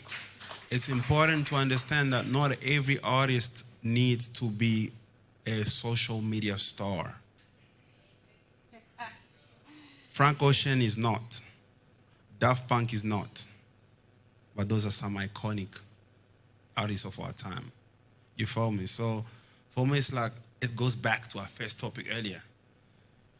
If the music is incredible, man, everything just comes crawling back into the center because the center is so incredible. You understand? And I mean, I think social media is an amazing tool. It's an incredible tool. And I think if you're really great at it, I feel like everyone turns it to be really a comedian on TikTok. It's funny, I love it, you know. I think if you're great at it, you should use it. If you understand how to maximize on it, I think you should use it. But please do not forget the centerpiece, which is the music. Because at the end of the day, there are so many songs that go on to become massive social media trends, huge, but people don't even know the artists. And for me, I always find that so cool. Because the music always precedes, the music always goes ahead. So for me, again, I go back to the music. Always go back, focus on the music. Yes, social media and branding and everything comes, I think, around it. That, again, just my view. Comes around it. We build everything around it. But if I feel like the music is at the right place, it's getting into the right rooms, it's doing what it's supposed to do, tick, I'm good. I think this is very also subjective to the kind of artist you want to be. There are artists who don't want to be seen, and good luck on getting your music to be that big. Because some people, like I said earlier, some people really want to attach music to something, hey? Some people don't just want to listen to music and enjoy music and say, yeah, this is the greatest writer. Some people want to see this greatest writer. Some people want to see this greatest writer perform or whatsoever. Then there are artists who want to be on social media, who want to be known, who want to be spoken about, who want to, you know. Well, I think most of the art, if you want to be like a global superstar, that's your goal. Until you actually get there and realize that you don't want that anymore. Which is happening to me as well. Like, you know, I'm at a point where I'm like, damn, man, I've taught these people so much. Like I've taught them to accept me for posting so much to a point now where I don't post. Some people are worried. They think I'm going through it. Or I just don't feel like showing you what I'm doing right now anymore, you know? Because I feel like you are too much in my space now or whatever I may be feeling like. But like I said, it goes back, it's very subjective to the kind of artist you want to be. If you want to be like a global superstar, unfortunately, if you're trying to beat Drake, you're going to have to show face on social media. If you're trying to beat whoever on social media, you have to show face consistently. You have to come with some direction. You mentioned Frank Ocean. That's right. He might not be on social media, but he's had a whole rollout that has been on social media. You've seen how he looks. You've seen how he changed his hair to green. You know everything. But even though he might have not been actively doing that on social media, your branding has to be there. Something has to be there to show people that we are really serious about this thing. Like, if we're saying this guy's the best guy to you, how are we then visually showing you that this is the best guy for you, you know?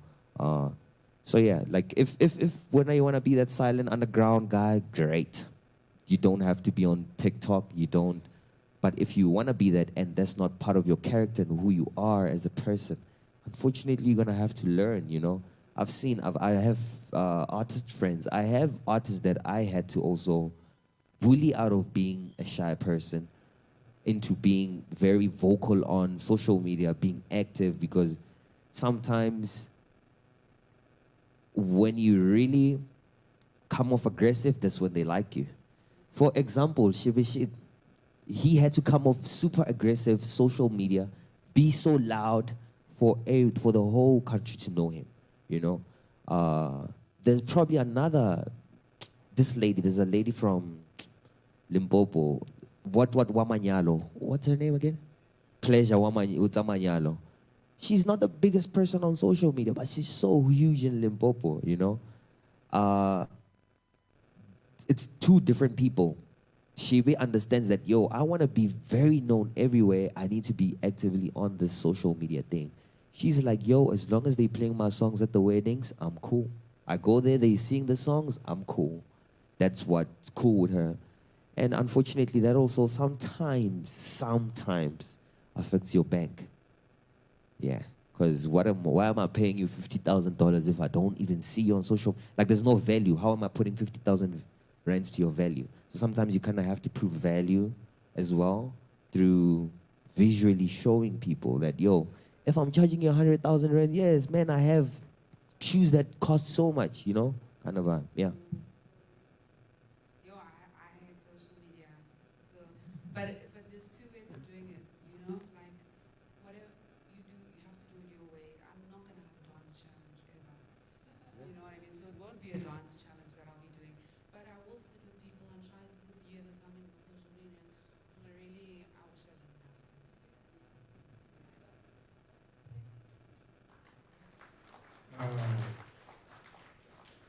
That's amazing. Just to close that point off, as creatives, we gotta do what really align with what we're trying to achieve as an artist. Please don't ever don't do things out of pressure, man. That's really it. Like, I'm not saying don't do your job. When it's time to promote your music. But I feel like not everyone needs to have this influencer.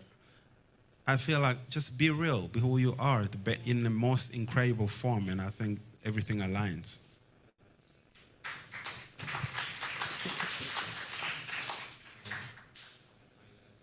Always well, brother. My name is Baitu Manong. I'm a producer and I write songs too.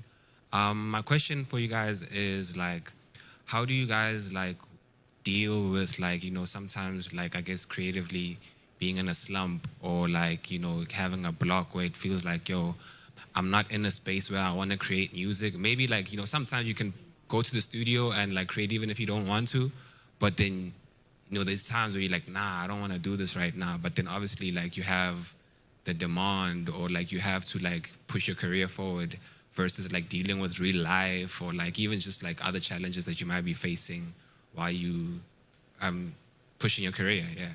Thank you guys. That's a great question as well, because I also go through that, you know, and what I genuinely do is just stop. If I'm not feeling inspired to make music, I'm not gonna force it, because that means I'm not even gonna like the song or something like that. I usually, if I get some creative block, I'll try options, maybe some Zaza and see if it helps. If it don't help, still, you know, but also for me, even when I do like Zaza, I'm not doing it to try and get creative or anything, you know. I feel like I'm creative with or without, you know. So if Vele, I have a mind block, I can't go beyond what my mind is trying to tell me right now, you know. And sometimes you're gonna force yourself, and that thing can also deal with your confidence, because you might end up feeling like, damn, maybe I'm just not that great anymore. Like, yo, you know? I don't know. So for me, it's like, if I'm not feeling inspired or anything, I just stop. There's clearly something wrong with me, either emotionally, mentally, or spiritually. Then I try to drive. If I'm still not okay, then I'll just leave it. Or I've had a month of not making music, like just chilling. Like sometimes you do have to chill, just let your mind breathe. And then when you go listen to your music again, you hear that, damn, actually, it's good or whatsoever. So, yeah, man, I think don't try to force yourself to get that creative juice. If it's not there, it's not there. Not today, maybe tomorrow, or maybe a week later, you know? Just keep on trying. I think music is a practice of always showing up, you know? You might not get it right today.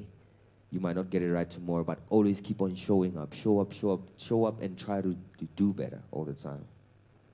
I was gonna say the same thing. Just show up, even when you're not inspired. I think I took a lot of time affording myself that grace of like, you're not feeling it today, Shek. But then I wasn't feeling it for like 3 months. You know what I mean? So I think I just show up every day, even if I write the worst verse. I just make sure I get it out of me.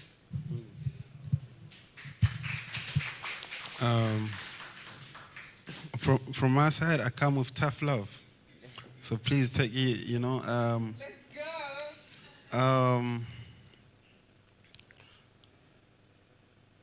You as a young producer, you're trying to push to get into industry, you know, taking in consideration your mental health, because anything that really affects how you feel, like strongly, it's okay to look after yourself, because if you're not good here and here, nothing can work out.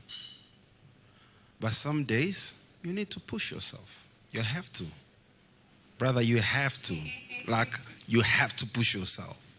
And there are days where, for me, I'll be in studio for 8 hours, and I'm pushing, I'm like, damn. But the 12th hour, I got something, right? And it happens. One of my greatest talent, man, I'm really good at sitting down. I sit down for hours. I can sit down literally from 10 a.m. until tomorrow, 4 a.m., working on one song, and do that for 7 days straight. And that happens for me is that I'll tell you a very, very funny story. Like some of the stuff I was doing, this song called Massive by Drake. That song, we were working on it for like 2 weeks. And I struggled, man. I really, like, genuinely, it was a struggle because it was just a struggle. But you know what? By the 13th day, I got the song. But I know if I did not push for like 12 days, I wouldn't have gotten the song. So it's like every single day, I do believe. Sometimes you'll feel, when it's like today, I'm not great. But sometimes it might be out of frustration. If you're frustrated that, I'm not really coming through, I don't know what's going on. Man, that's not a good reason enough to stop writing. Yeah, it's not. You know what I mean? So, like, for me, it's like, if I'm frustrated, yes, I might take a walk, I might take a drive, you know what I mean? But and really just push. I do believe in, like, a lot of the time, sometimes on the edge of that frustration comes a really incredible moment. That's just really my belief.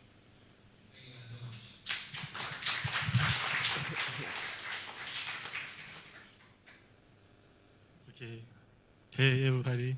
Hello. I go by the name of Diego. I'm a DJ and a sports a journalist. And yes. So I have a question for Misakis. So how did the song came about on Paradise with AKA? Yeah. Are you asking how it came about? Yes, sir. Well, Kina hit me up, and then he's like, my boy, we gotta get something together. I'm like, cool. Lucky enough, we were under the same management. So they were planning they had to submit his music. So they were planning his camp and all of that. So I had a show in KZN, and his camp was in KZN as well, maybe like 2 hours from Durban. So we were like on my way to the gig. Instead of us flying to Durban, let's drive there so that we can, because that was like kind of like halfway. Let's drive there and get into the house, record some music, then later that night go to the gig. So more than anything, he hit me up. Like a lot of my songs are so organic. I'm not pretty much, like, I work with people because I've connected with them and they made me feel a specific way. For me to hit you up and be like, yo, let's come write something. Let's work on something. It's because I heard the song. At that time, he had dropped a project with Kabza the Small and Mapores. There was a song that was on rotation for me. And I'm like, nah, man, I've never heard this thing before, like ever. And I've never felt this way about a song before. Let me hit up this guy. Like, it's such some nice energy. So I think with anything to me in regards to like my collaborations and everything, it's just off of energy. So that's how it all happens. Hit songs, I wanna like That happens. beat like Zebo, book ups that are small. Like I wanna be better. Don't you feel any pressure? I get you. I think I didn't feel much pressure. At first, before actually getting into the house, I did, because I'm like, damn, man, this guy hasn't dropped a project in a while.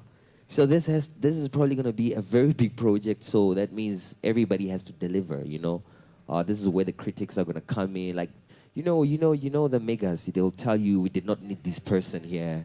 You shouldn't have edited them. kind of vibe. So I did feel pressure until I got into the house. When we started making the song, I just saw a huge reflection of myself in him. Like what he was doing to me was what I literally do to people. Like I sometimes beat people up, like, record it like this, do it now. Then we do it. So he was also like that. He came up to me, he's like, my boy, you're not gonna be shy here, hey? And then he's like, record it like this. And then we sang, came up with ideas and all of that. So, which goes back to the connection. If him and I did not have a pretty good connection, it wouldn't even gotten to that point. It would have been like a very strict session where I'm just chilling all alone, thinking when I'm done. Yes, I have my verse ready to record.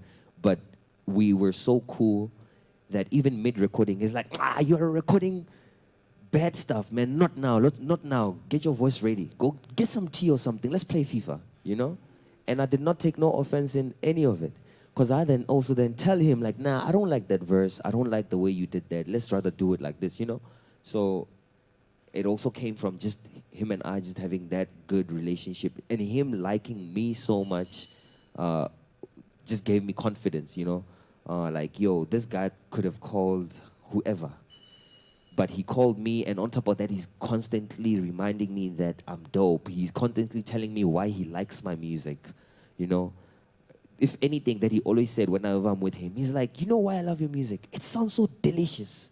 It's a mix of everything. So when he did that, I was like, this guy understands that I'm a person who just do whatever I feel good to.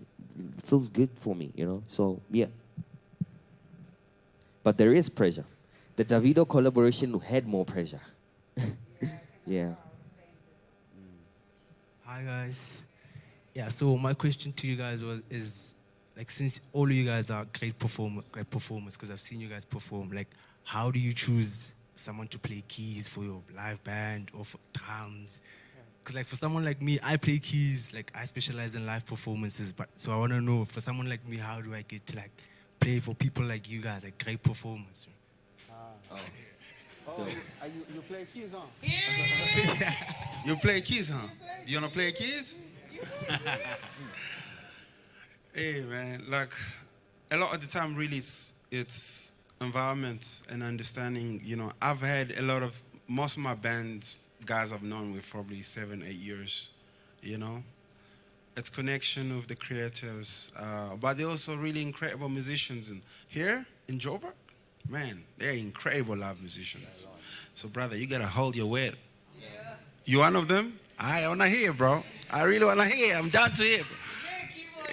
I wanna hear, man. Gee, I wanna hear. And I love the fact that you're like, yo, I know my thing. You know what I mean? So I think that's really, really cool. But to be honest, I feel like your work always makes room for you. Your gift will do that. And, you know, you're here and, you know, like, you seem like a really cool guy. You know, networking, you know, going to events, working for event companies, coming places like this. I would love to see you play. I just want to see because I'm interested to see you play. I want to hear the vibes, you know what I mean? So, and it's really like that. And if the energy connects and I like your style of playing, we might not necessarily play in live directly, but I might feel like, hey man, I'd love to hear you play keys in studio. You understand when I'm recording, you know? So it really that, you know, yeah. For me, I started off as a musician in church, so I used to play keys in church.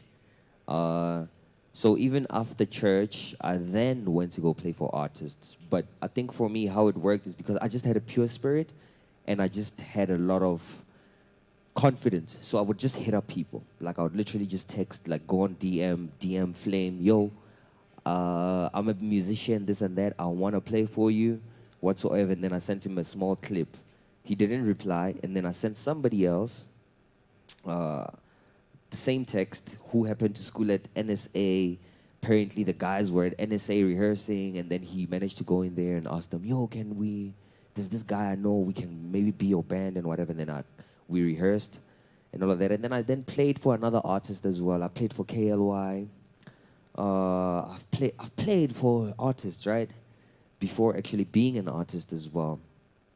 And one thing I've learned is that musicians can be playful.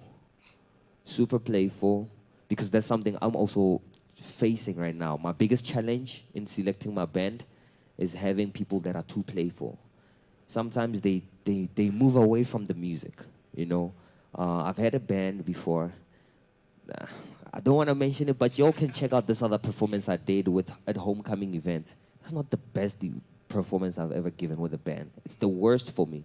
But because everybody was all over the place, you know, the pianist wants to get there and play melodies or play a specific chord because he learned a new chord and whatsoever. Time, mind you, so I literally had to come up. I used to watch musicians, right? Your Ligan, Breezy. The people that are playing for me are people that I used to idolize coming up, you know? So when I got to a place where I started choosing a band, I reached out to those specific people. For me personally, I was like, there's no band that's better than the band that plays for idols, because they play the music. They don't play fancy stuff. You know, some people don't interpret music differently. Now, when they start hearing too many fancy things, it sounds too different to the original song. So I chose them because I had been looking. So for an artist like me, I don't know how you get to me.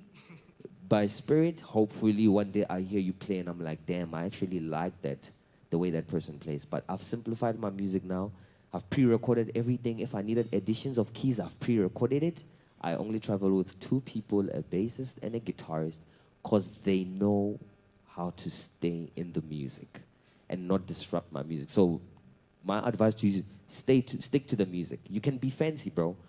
Like a song you can create a section to be fancy and play around, but don't disrupt the purpose of the song, you know? Yeah.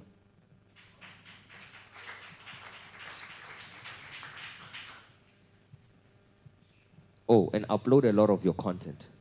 Yeah, so because that's how people really scout.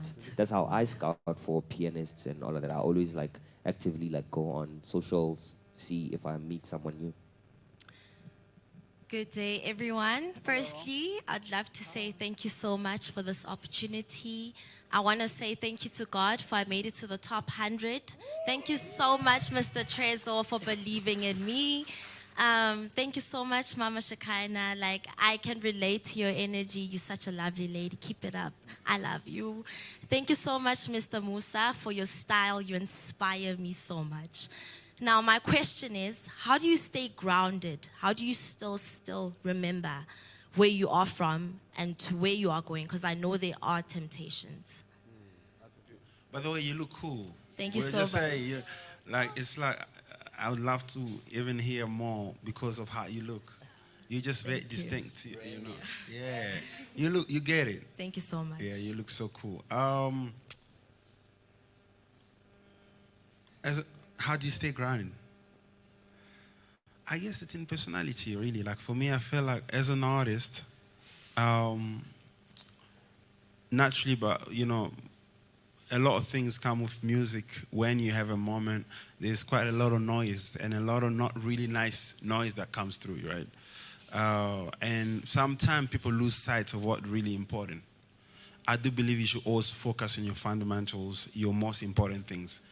It's music and business. Please tune out the rest, okay? Like for me, it's like, personally, I focus on music as a creative. Anything that has come post any great achievement or whatever, you do your work, but I don't really consider that anything that should alter your journey and how you view the world. You know what I mean? Like none of your success should alter how you view your friends, your family, your environment.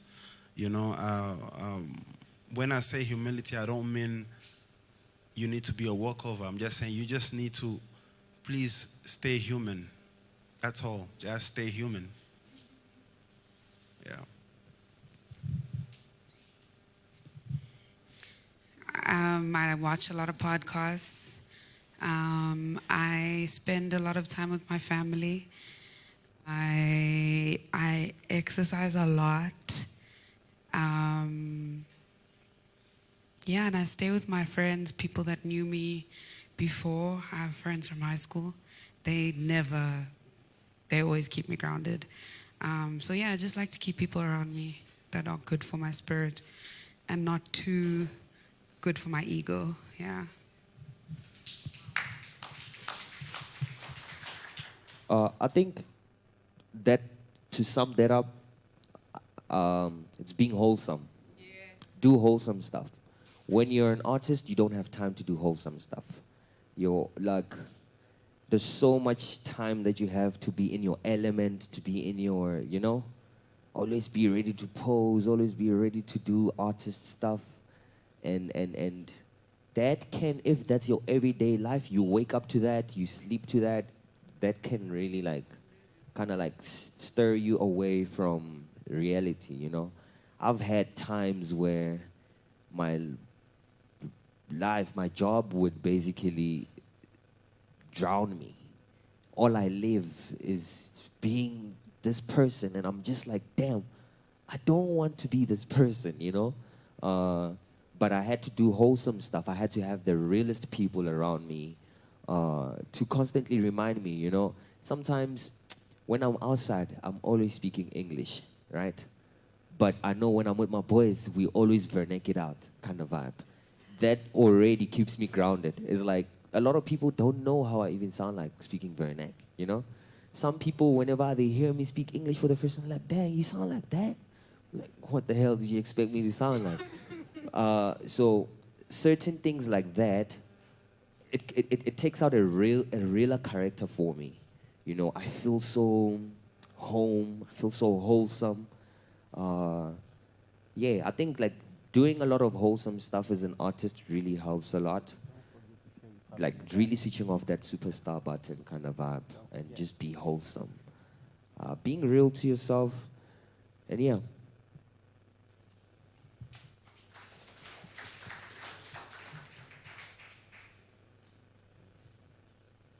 Hi, everyone. Oh, Jesus. This is the hardest. How you guys doing? I'm Osu, Black Rose. I'm a singer and a songwriter, and I am very delighted to say thank you guys for considering me for the top 100 also. I have 3 questions, but I'm just going to try and merge it into one because we don't have a lot of time. The first question is, how do you guys deal with having to talk to people, especially you, Musa, because you had to be independent for so long? How did you deal with having to approach people and sell yourself and market yourself the way that you did to get to where you are? Second, how do you guys deal with rejection? And and the third one is especially for Shekhinah. Please run us some game as an R&B artist in SA because it's very, very it's a very tight space for us. Yes, thank you. Yes, Queen. Okay, yeah, but I think we can do it in one. Look, I think for me personally, the industry is really tough. When you're independent, especially Musa said earlier, the journey you have to walk it alone, and rejection is part of the journey, man. It really is. And you need to embrace every part of it. In fact, I think every time I got rejected, it's always a funny story I tell people. I got so excited because I felt like you get closer and closer. Yes, because you get better. Man, you'll laugh if I tell you how many songs were rejected by 5FM because my English was not really clear enough. And when I dropped my first album, I had 4 number ones on the same radio stations. So for me, that was a challenge, So it's, so you, in a way, your journey is determined on how far you can be able to push yourself. And selling yourself, for me, I think no one else knows, understand your dreams like you do. No one else will ever will. Even when you Beyonce or Rihanna, you always gonna have to sell yourself. To your team, it's just different kind of selling because now you're bigger, right?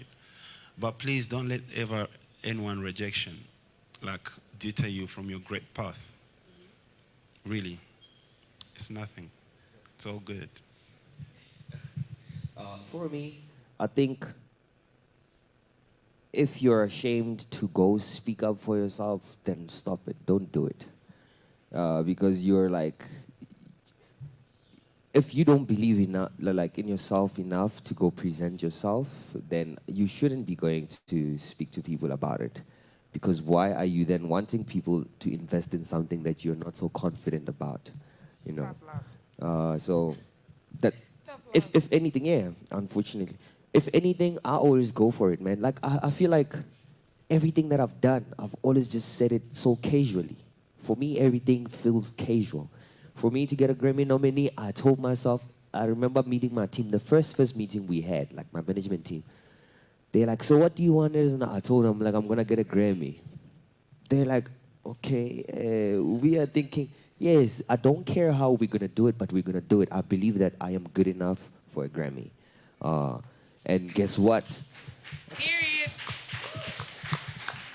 That kind of like channeled everything in them, I believe, right? It might have channeled in them to push as hard as well, to be like, damn, we're working with somebody who thinks is a Grammy artist here. So we really need to match up the thingy. And like he said, rejection happens, hey? Fortunate enough for us gents, we've been rejected by women quite a lot of times coming up. So rejection, it really doesn't feel like rejection anymore. It's familiar, like, oh, you saying no? I'll try the next one. Bye. You know? And sometimes if, I didn't want to say this, I saw a tweet where they like, no, God is protecting you for another thing. No, they're just rejecting you. He's not protecting you. They're really rejecting you. And it's okay. That means that's not where you belong to be, unfortunately. Maybe the next thing will be bigger than the one you got rejected for. And you're still cool. And you're still fly as hell. Yeah, Sure. you are. R&B, keep doing it. Look at Filala. Look at Lord Cares. Like, there's so many girls in you. It's possible. There's a lot of people that listen to R&B in South Africa. And rejection is the only reason why I'm here today getting to speak to you. So it's good. And I hate the way it feels, but it's good. It builds character.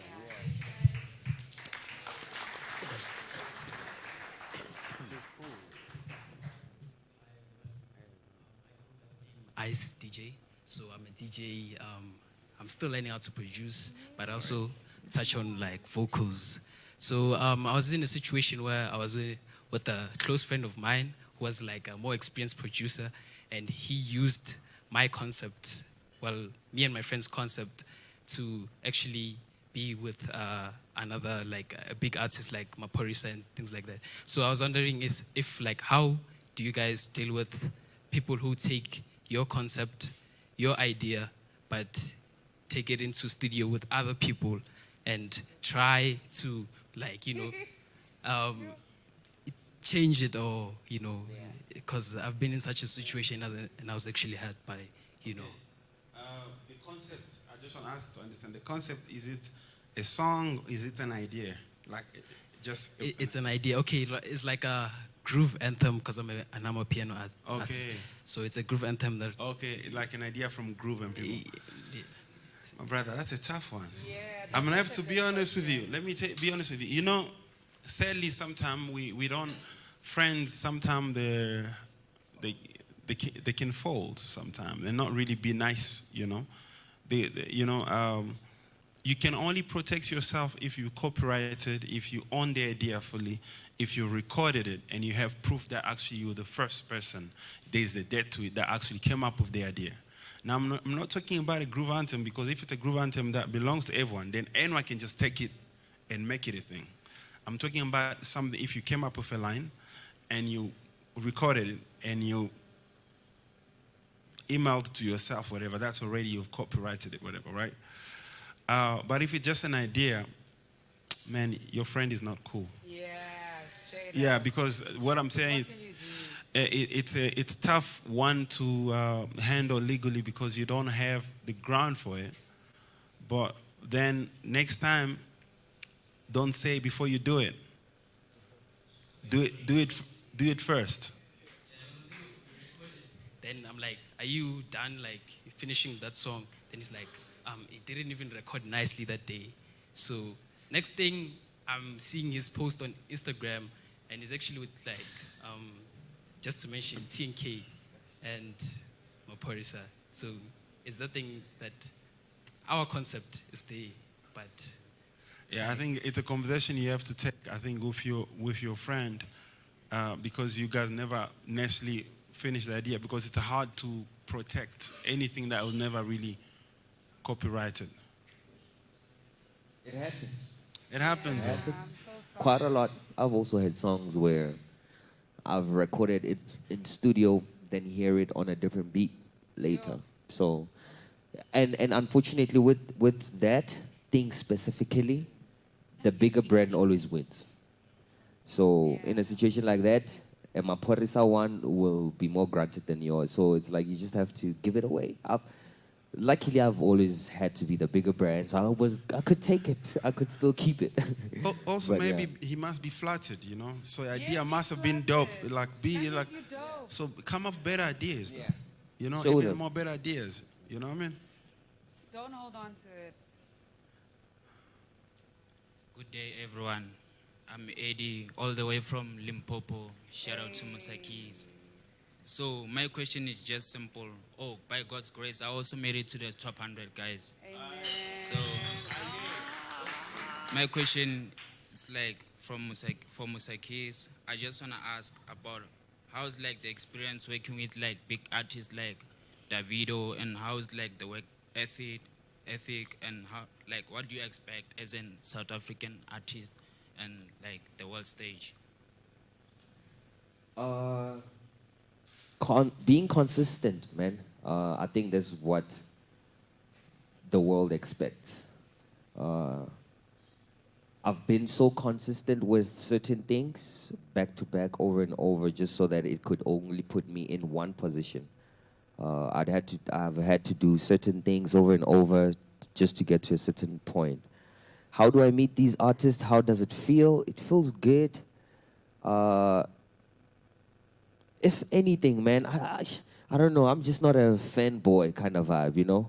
Whoever I meet, like I said, for me, you could be the biggest artist. For me, when I connect with you, we did not connect because you were the biggest artist. We connected because I liked your energy. You're so fun to have around. Davido and I, for us to be able to make music, is not because he's this dope guy and just hit me up for songs. Because even when we chill, it's like a very cool vibe. He can literally tell me about his wife or something, you know? Like it just has become that. And yeah, I don't think there's a formula. If you're looking for a formula, it just happens, hey? And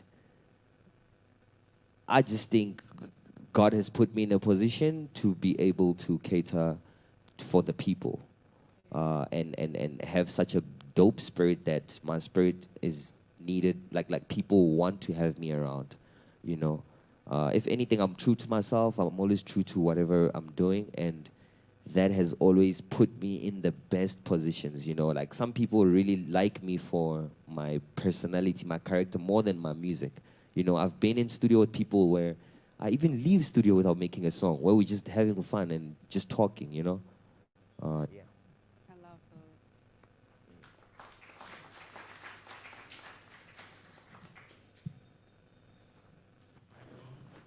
It's Tuto Khosimang, stage name Telequest. I'm a rapper from Mafikeng.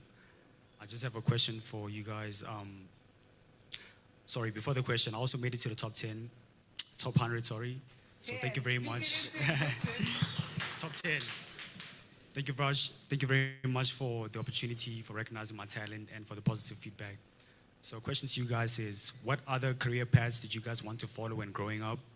When did you know that you want to be a musician for the rest of your life? Thank you. I'll start so I can finish. I wanted to be an architect and a civil engineer. Studied those as well, then dropped out of varsity when studying sound engineering. So the school that I went to was a technical high school, which they taught you civil engineering in high school from grade 9. Also architecture from grade 9. So I used to draw, I used to do all of those things. In grade 7, I started playing the keys in church. A friend of mine just invited me to church, like, yo, let's go, accompany me. I got there, he's like, just look at any instrument, whatever you like, play it. And then got there, then they started teaching me. Then I just fell in love with it. How did I know that music was my thing? I kind of knew from the beginning because I did not like studying.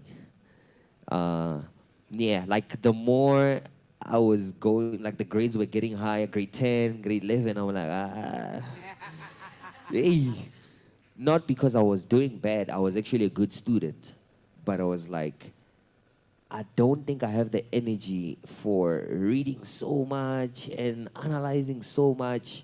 I want to sit down and just put down everything that's in my mind into a program and hear how it sounds.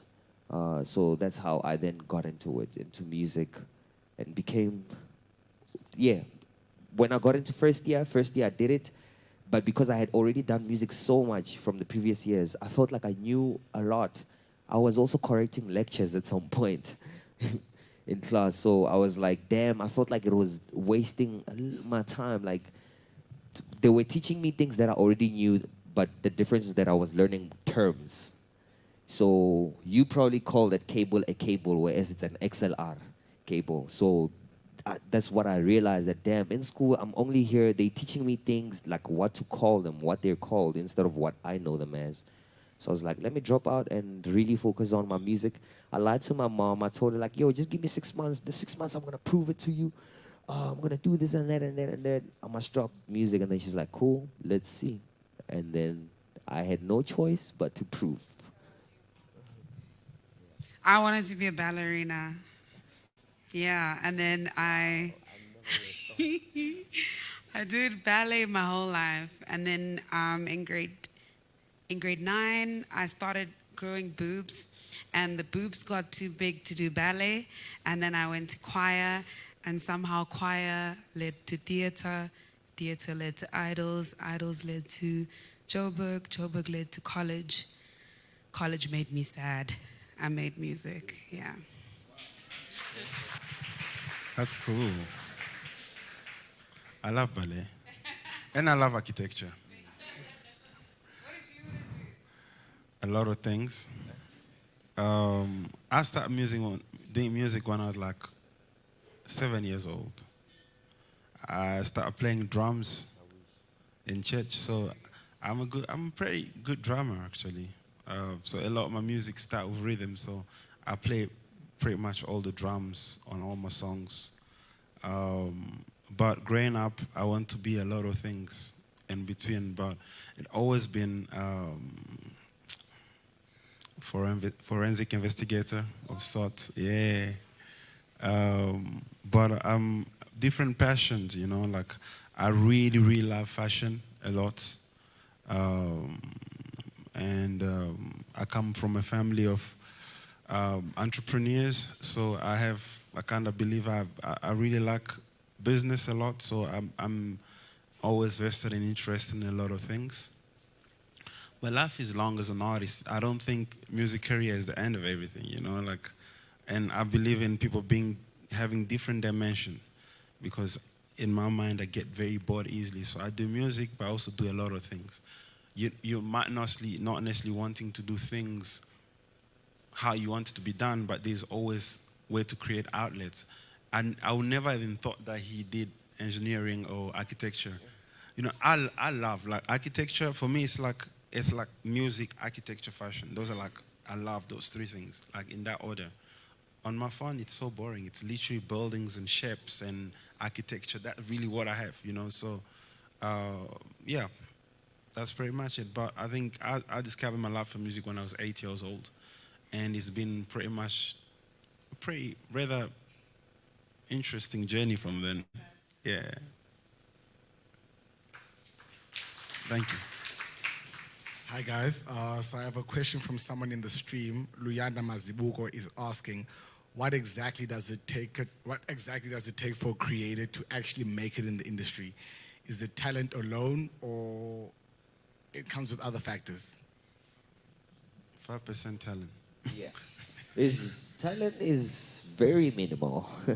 We need the music to activate the bus or the engine to go.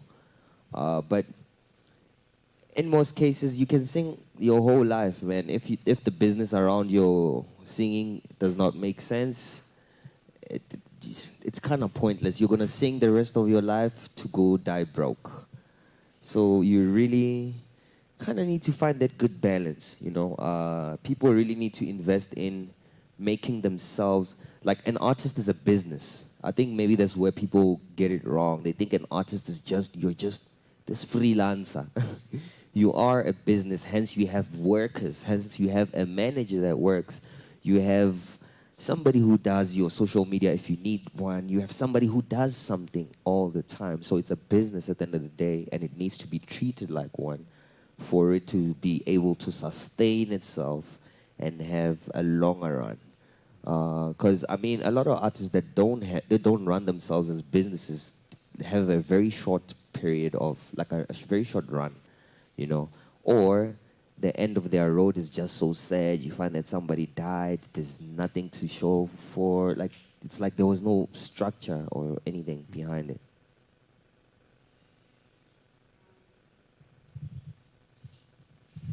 Yeah, I don't think it's just talent. Luyanda, hey, shout out for joining online.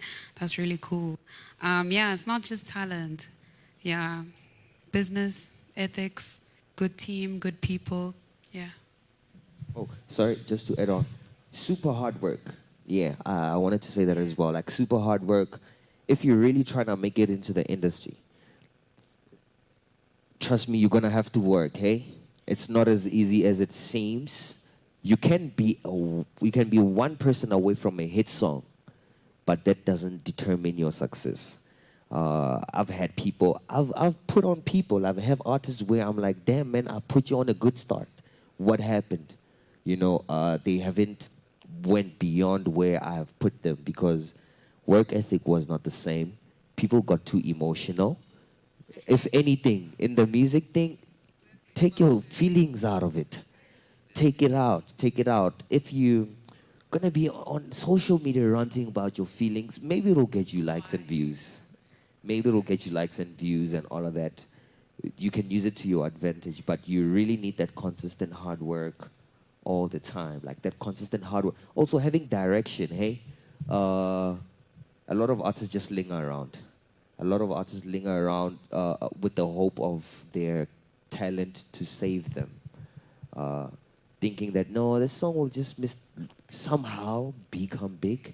Songs don't just somehow become big. They get marketed, you do a lot of things, a lot of activations, a lot of pop-ups, a lot of, like there's so much that you need to do and you need to put in, so much time and energy that you need to put in for you to actually break in. And guess what? Once you've broken in, if you are aiming to be a global superstar, you're gonna have to work twice as harder. So, yeah. Well, nothing you can't do though, so don't worry.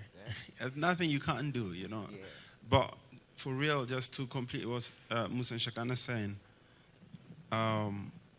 there's a lot of sleepless nights, a lot of tears and anxiety and a lot of things that go into the music.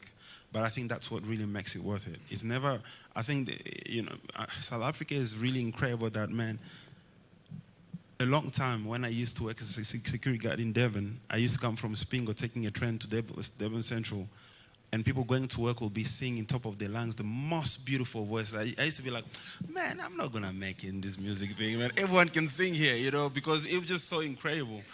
And here, almost everyone can sing. Really, like South African people are so talented, like really incredibly talented. But in a group of a lot of exciting and hopefuls, sometimes it's always about, just how you approach everything. Again, number one on the list, discipline. What do you want? Every single day of my life until today, I do at least, even if I'm sick, dog, one thing that builds toward my dream every single day. And I've been doing so for the last 12 years. Every day. What is it? Does not matter. If I'm sick like a dog, I'll do research. I will send an email. I'll call. But every day, I don't take holidays. Man, I'm uncomfortable with holidays, man. Every day. So please, if you want it that bad, go get it.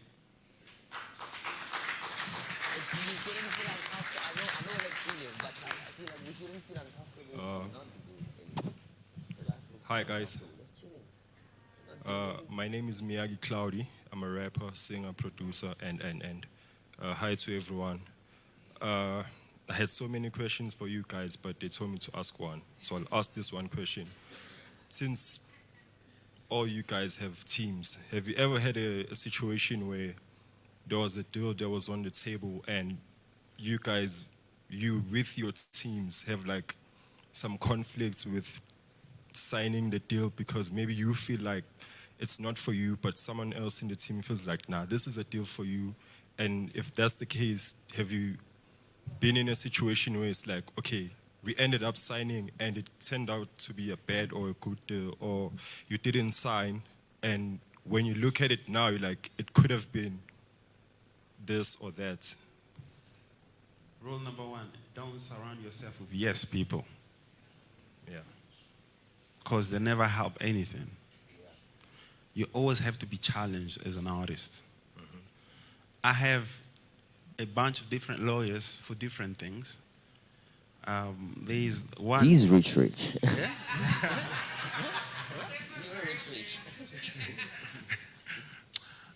But there's one particular one that really challenges me a lot, and I like it a lot. You know why? Because it pokes holes into my thinking all the time. Deals will always come when your art is right. You're never going to run out of deals. You know, people give you ultimatum, you need to sign all the deals off them. I'm like, okay, that's fine. It was never the right deal anyway. I do believe in always getting the best out of situations. Number one, put yourself in the right position. As an artist, the time you're begging for a deal, you're gonna always not get the right deal because you're not in a powerful position. It should always be the other way around. The position to negotiate better terms. You understand? Personally, I've been in a lot of situations where I've had deals. I look at them. This is good. The money is not really great. This is bad. The money is really amazing. And the best always to find the balance of both. Right? And sometime along the way, you burn some bridges. Sadly, it's never the intention. But you always have to look at bigger picture of things, knowing where, man, I'm not 21 anymore. You know, I'm in my mid-30s, so I sign deals understanding very well where I want to commit my time and my craft for the next 5 years. So I'm like, I can give you 1 year at max, because if this does not work out, I can still get out. Do you understand? So there's a lot of facts for me. It's like you need to understand what are you trying to achieve. And please understand, it's never emotional. It's business. People can laugh, people can be kind and check on you all they want. If you don't know them for the longest time, it's business. Don't get tricked to believe like you're trying to do a wherever, how long, because you like so-and-so, like Shekhinah. People move. And people move on, and new people, new companies, whatever. And for me, the bottom line is you got to sign the deal that makes sense for you in both short and long term. And it's never, money should be the second thing. Terms, money. Never just about, if you got money, yeah, sure. Very hard like you're not going to get about terms, money, because it needs to make sense. You understand? It needs to make sense. Yeah. Just to second that, I think the yes man thing is like the most important one, right? For like whenever I have conflict with my management or whatever, if we're contemplating for like a deal, it's mainly because maybe if I think I deserve more, I question that next person, why do you think I deserve less? If Vele, when you think that 400,000 is cool and I don't want it, and you're convincing me as the artist, as the person who's going to be doing all of everything that needs to be done, and I don't feel comfortable about it, that's when we're going to have that whole thing. And unfortunately, at the end of the day, it has to be, the conclusion has to be something that makes you happy as an artist, because you're also not trying to beg something or lose something that's then going to make you feel miserable, you know. I have a record label. I've signed artists before. Some artists I've let go. Some artists left. I could not have. I could not force them to do certain things. You know, as much as I thought that could be the best thing, I have to ask you as an artist: are you happy to do this? Is this what you want? I'm gonna advise you as much as I think what you think is whack or not the best idea, if that's what's gonna make you. Because at the end of the day, I don't want to now have to be stuck with an artist that is unhappy. Because then the music, they won't deliver the music the right way. They won't deliver themselves generally the right way. Because at the back of their mind every day is that any day, anyway, I'm doing this for this guy because he wanted me to do this thing, you know? So in times of conflict, bro, even myself, I take my emotion out of it. We can go back and forth. You will advise me, tell me that, yes, that's cool. I think this and this. But at the end of the day, I make the decision. Because that's what's going to make me feel better. Because I can agree to getting that 20 million rands, but you find that it's going to make me feel miserable. I might have that 20 million, be excited for the next 2 days, and when it's time to actually show up, that's when I realize how miserable I am. So within situations like that, bro, it's really, for me personally, it really goes down to what's going to make you happy. Obviously, the people that are around you, you chose them for a reason. That's why they're advising you the way they are. If they're yes men, it's so unfortunate. You will have to learn the hard way. Because then you're going to have to get burnt. You're going to have to get in there because everybody's yesing everything. You get in there, then realize at a later stage that, oh no, that's the worst place. So, yeah.